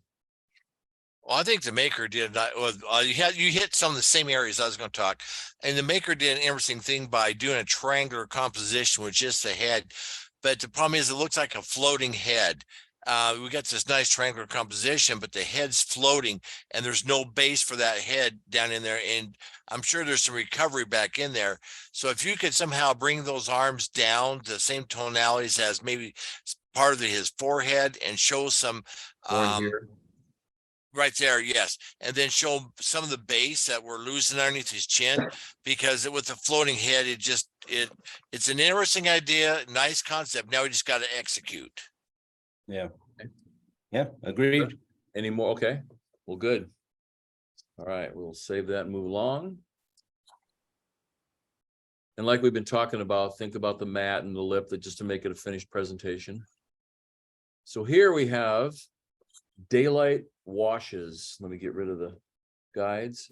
And Well, I like the guides on it. oh, sorry, here. No, I'm kidding. I'm kidding. All right. Believe it or not, how many Rich Newell told me that those come in at PPA all the time with the guides on them. I'll bet. People forget to take the guides off. So if anything, say when you do it, go final, final, final, final. Yeah, very true. I just can't figure out, I'm looking at this, and those clouds above the hills there, they have like a really eerie feeling to them. I mean, they got light coming across, and maybe the whole mountain scene seems to be over processed, in my opinion. I'm seeing clouds and mist coming across the far left, but I'm seeing these funky clouds right across the mountain there, and they just have a weird go down, there, and clear down to the right of there, that and there. That's just a funky cloud there, and it's just really, it may be there, But then as a judge, you go, okay, why, what for, how come? Yeah. Well, I think that, that, having seen these kind of scenes, and as I look at this whole image, I'm just going to say this whole thing, I think has been over sharpened. And again, my line is always clouds don't have sharp edges. And that's what I'm seeing is some sharp edges on these clouds. And then it's also translating into, there's even some haloing down here on the trees against the background of the hills. That's usually an over sharpening. It's so close. It's such a fine thing, but those are the little things that show up. And I can promise you, judges, here we are doing it. We'll catch those things and that'll keep it out. Ricky, what do you think? Yeah, I totally agree. Nothing more to add. Well, and I would say on the clouds, I mean, I've seen this kind of a cloud action where there's more of a stormy or a heavier cloud here, sunlight maybe coming through at a different angle and lighting up some of these little guys. So that's not uncommon to have a cloud like this one here to be highlight against a dark cloud. Again, I think what makes it look a little The over sharpening. Exactly. So Well, you hit it right around the head. Thank you. 2 to go. We're doing pretty good here. Sunset at the station. That is very I'm going to go first and I'm going to say, holy crap, this is gorgeous. Rick, go ahead. Like, what can I say? The Union Station sign right in the PowerPoint where it would want to be, framed by the swirly curly, whatever that is, the bridge or whatever. I might maybe suggest that we tone down the top of the train just a little in the foreground. And it's going to have reflection from the sky, but maybe taking that down just a little bit. But man, there are so many cool lines in this, and right there. But the power of this image for me is in the composition. And for me, the reflection on the top of the trains actually leads me in to that oval curve and the mountain scene, that building scenes in the background. So see, those don't bother me because I'm seeing the same tonalities on some of the rails, and that just happens to be the most reflection. So see, here's where the different judges have different opinions, and I think it's a spectacular shot. Yeah, I can. When I look at it too, I have to kind of agree that this is just actually this is kind of repeating a color that's either in the sky or in the top of the train, and it's also kind of I think our entry point, bringing us into the scene. But look at all these lines that are leading us in, even the undercarriage, under roof, and then we have this beautiful curve that's going on here all throughout. And the maker's loving me for messing this up, but I mean, that just kind of keeps us zeroed in. This keeps us a nice balance on the left, and we keep coming back over here to this beautiful color. I think this is, and look at the color of the mat, the lip, I mean, the key line. Man, this is the only, like I say, the only problem this has that I really want to say is it should say Jeff Johnson right here. No, it should say Dennis Hammon. Okay, all right, whatever. And let's talk about toning down again just a bit. And I think we need to be careful, or I do anyway, when I mention toning down. I don't want to suggest to the maker eliminate the height. We just want to take it down so that it is, and I totally agree, it leads into the image. That's why I was saying there were so many beautiful lines in this image. But what I suggest is that so it isn't a dominant part of the image, because it's a leading line. And to me, it shouldn't be any more than that, because there's so much more in this image that deserves attention. So maybe bringing it down into just like in this tone a little bit more, maybe even in between. So it's okay. I got you. Well, there's our terminology again. We're gonna tone down the density, really mess up our viewers here. Or color burn. Color burn. There you go. My kudos to the maker. This is just stunning. Look at the detail and the color in the front of the train station. Look at the detail in the pillars. I mean, this is, and I have to say, this is one of those views, being Coloradans, we've seen this image in competition that many times. Nothing to the other people, but man, this is cool. Next. Oh man. It's amazing what cell phones can get, isn't it? Oh, I'm telling you. Well, I'll tell you what would really even be more sad than that, Dennis, is how many images that are in the loan collection or the imaging excellence collection that were done with cell phones over the years. Well, you got one right on the panel right now that's had it. Sherry's had loan and general images with cell phone. Yeah, yeah, So it just goes to show you it's the photographer, not the camera. absolutely. Dawn sky beckons to the fortress. Does this have a mat, Jeffy? No. Yeah, I mean, what a cool plane. I mean, I think time of day is the challenge on this. You know, I understand why they put it where they did with shadows there and trying to get the information. This easily could have been had a little light painting done on it, brought that exposure down. But the distance, the hotspot behind it is really, really a challenge for me. Yeah, That right. whole hotspot there. And then because I've done plane shots, I've done things like this, and boy, I tell you what, when I see that orange cone in the background, I know I gotta go retouch it out. That really ticks me off that I didn't go move it, you know. Well, that's the little things that we've been talking about throughout the day here. It's just all those little fine tuning things. And I've done the aircraft I've done over the years. I'd even have the chocks that are holding the tires down, which are a necessity. But I've even had, now of course, those are easy to remove, but I've had makers, nope, get those out of there. And, you know, easily nowadays with, especially in Lightroom with the light and the dark slider and the all those different sliders, you could tone this sky down and bring up the shadow tones underneath the plane and balance it a little bit more and still have a nice contrast.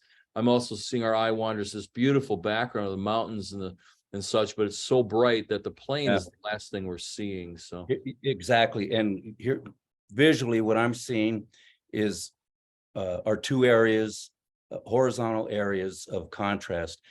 The underneath the wings from left to right, and then just behind the plane, that bright area that you just brought out in the field. You know, there's two horizontal planes that are just competing in contrast, and consequently, I don't get to enjoy the detail that I would like to underneath the wings and the belly of the plane. right. And again, these are all like we talk about. We're not being nitpicky. It's just I'm just looking at maybe cutting the bottom up that much right there, just to give it a little bit more of a. You get the long lean lines of the plane. Again, we're not really being picky. We're just trying to look at all the little things that could be if they were just improved, especially this sky, because it becomes a big white, draws us in, and then the darkness of the plane. Man, if those were balanced more, this could be just absolutely breathtaking. Kind of, it's really cool as it is, but we're going for breathtaking, guys. How's that? Now you could double process that, and then I know it's a little extra work, but double process it, bring that sky down, and then just it's a little extra work, maybe mask the plane back out. But yeah, then it would be zippity day. Yeah, and like you said, Jeffy, we want to get them up on the other level, as your dad used to say, into the rare air. Yep. Into that rare air. Well, gang, that was our last image of this show. And we went a little bit long-winded, go figure. But you know, whatever, who cares? You guys are still here. And thank you for, is there questions we can field here? I got nowhere to go. I mean, I do, but I'm going to stay here. Larry, have you got any questions out there for us? It says, will you share the marked up images with the owners? I think you just kind of. So yeah, so what we've been recording this. So we will post this probably next couple of days on the imagecritiqueshow.com. Will be an archives page, and there will be a link there of this Zoom movie. So you'll be able a chance to go look at that and check that movie out that way. That'll be how we're going to do it. At least that's the plan right now. If you have a better idea, let me know. So Jeff, I have a question on the image. What was it? What are you calling it? Website? Oh, you're talking to me. Jeff, what's the name of the website? The imagecritiqueshow.com. Lots to learn on. Hey, Dwight. Hey, Dwight, how are you? Hey, so real quick, let me just go explain something else real fast here. So if you're going to, right now, we can only accept images from PPC and guild members. So we're going to work some other things out and maybe get so everybody else can enter too, but that's just not in the plans right now. But you go to the, you can go start at our site, and there'll be a link to the ppcolorado.com site where you will register yourself and then enter your images and pay for them. And then on the image critique show.com will be the link to the show right at the very top in the border. So if you don't ever receive an email with a link to this in the future, 4th Thursday of every month, don't panic, just go to that site. The link will be right in your face and it'll take you right in there. You don't have to have a password or anything. It just takes you right into the scene here. And then on the archive page will be all of the episodes versions. So again, this movie will be posted up there for you to view at your leisure. At whatever juxtaposition you're in. I don't know. So also, I would like to ask a big favor of all of you, since this was our first show, go to our page, scroll to the bottom of the homepage. Please put your email in there so we can keep you up to date on all the things we're doing, all the ideas we have. We won't barrage you. You can always unsubscribe. But also, there's a little form there, and it's got, put your name in there. Questions in the message box. Tell us how we did. Give us some ideas, what you think. Please help us out with some feedback. Give us some dirty jokes. I don't care. But communicate with us. Sign up, and we'll probably be having a newsletter out someday soon. Yeah, Ricky, what do you want to add? Yeah, and the site is evolving, so there'll be more added to it. When you get to the site, you'll see coming soon buttons and areas, and we'll be filling those in as we move along. But yeah, I think great idea if we could get some input from you. Hey, Jeff? How we're doing, well, what we need to improve on, and because it's all about you guys. Exactly. Yeah, Larry.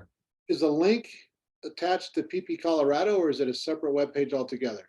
It's a separate webpage altogether, and we're still working through things. I don't think I haven't gotten with Lisa or what is it, Nate, that's doing the website for PP Colorado, to give them a link to this new page. I mean, I literally just built this in the last 48 hours.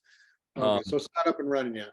No, it is up and running, but you'll have to go directly to the imagecritiqueshow.com and it'll give you to the site. But we will link the two together. You can get from there to PPC, but I haven't given them any links to take us back and forth. But my point was, just make sure if you're going to enter images, you have to do that through the PPC image competition page, and then you can view it by however you get the site. The link will be always on the Image Critique Show homepage, big smack right in the middle. You can't miss it. If you miss it, don't show up. See if I care. If you could send us a link, that'd be great, because I've been trying to get to the imagecritiqueshow.com and it's not pulling up. Oh no. Hang on, I got it right here. Let me just copy that. Come back over here. Where did chat go? Chat box. There it is.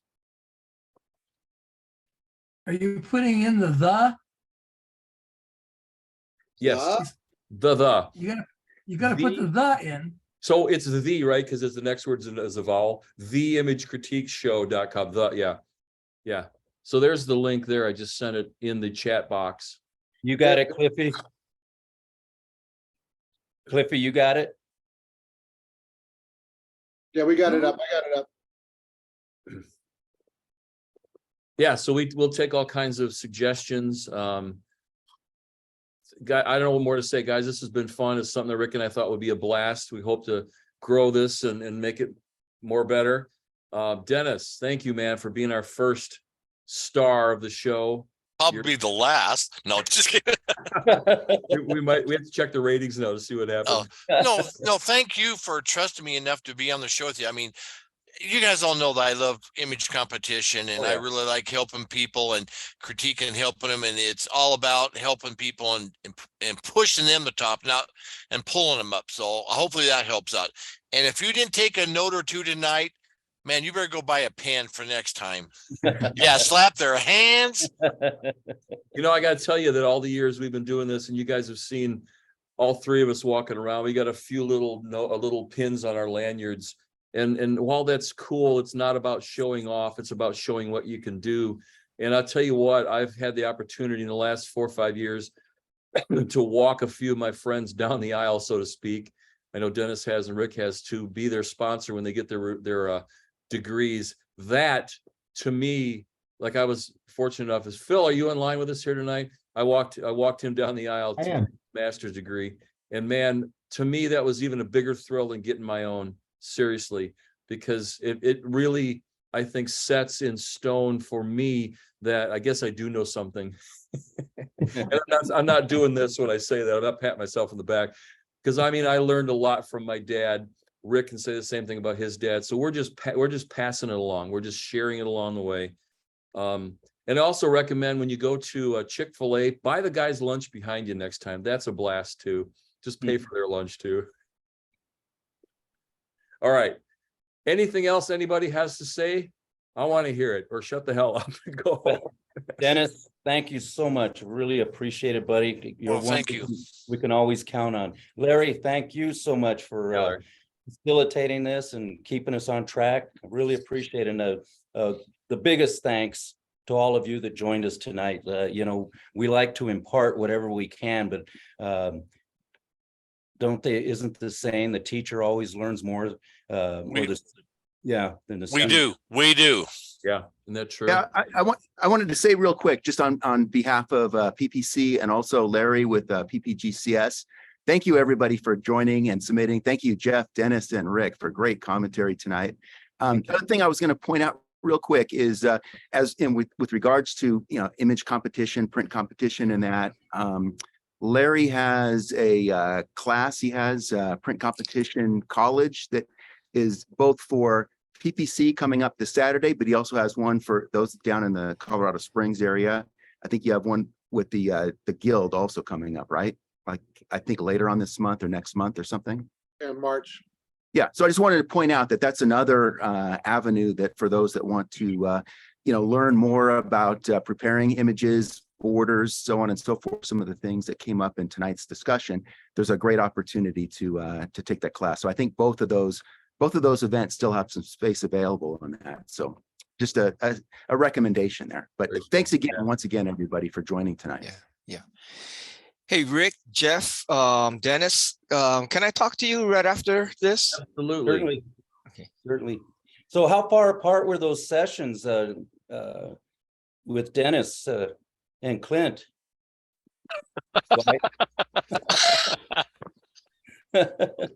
I bet Clint was jealous. I'm sure he was. Good night, everyone. Good night, everybody. All right.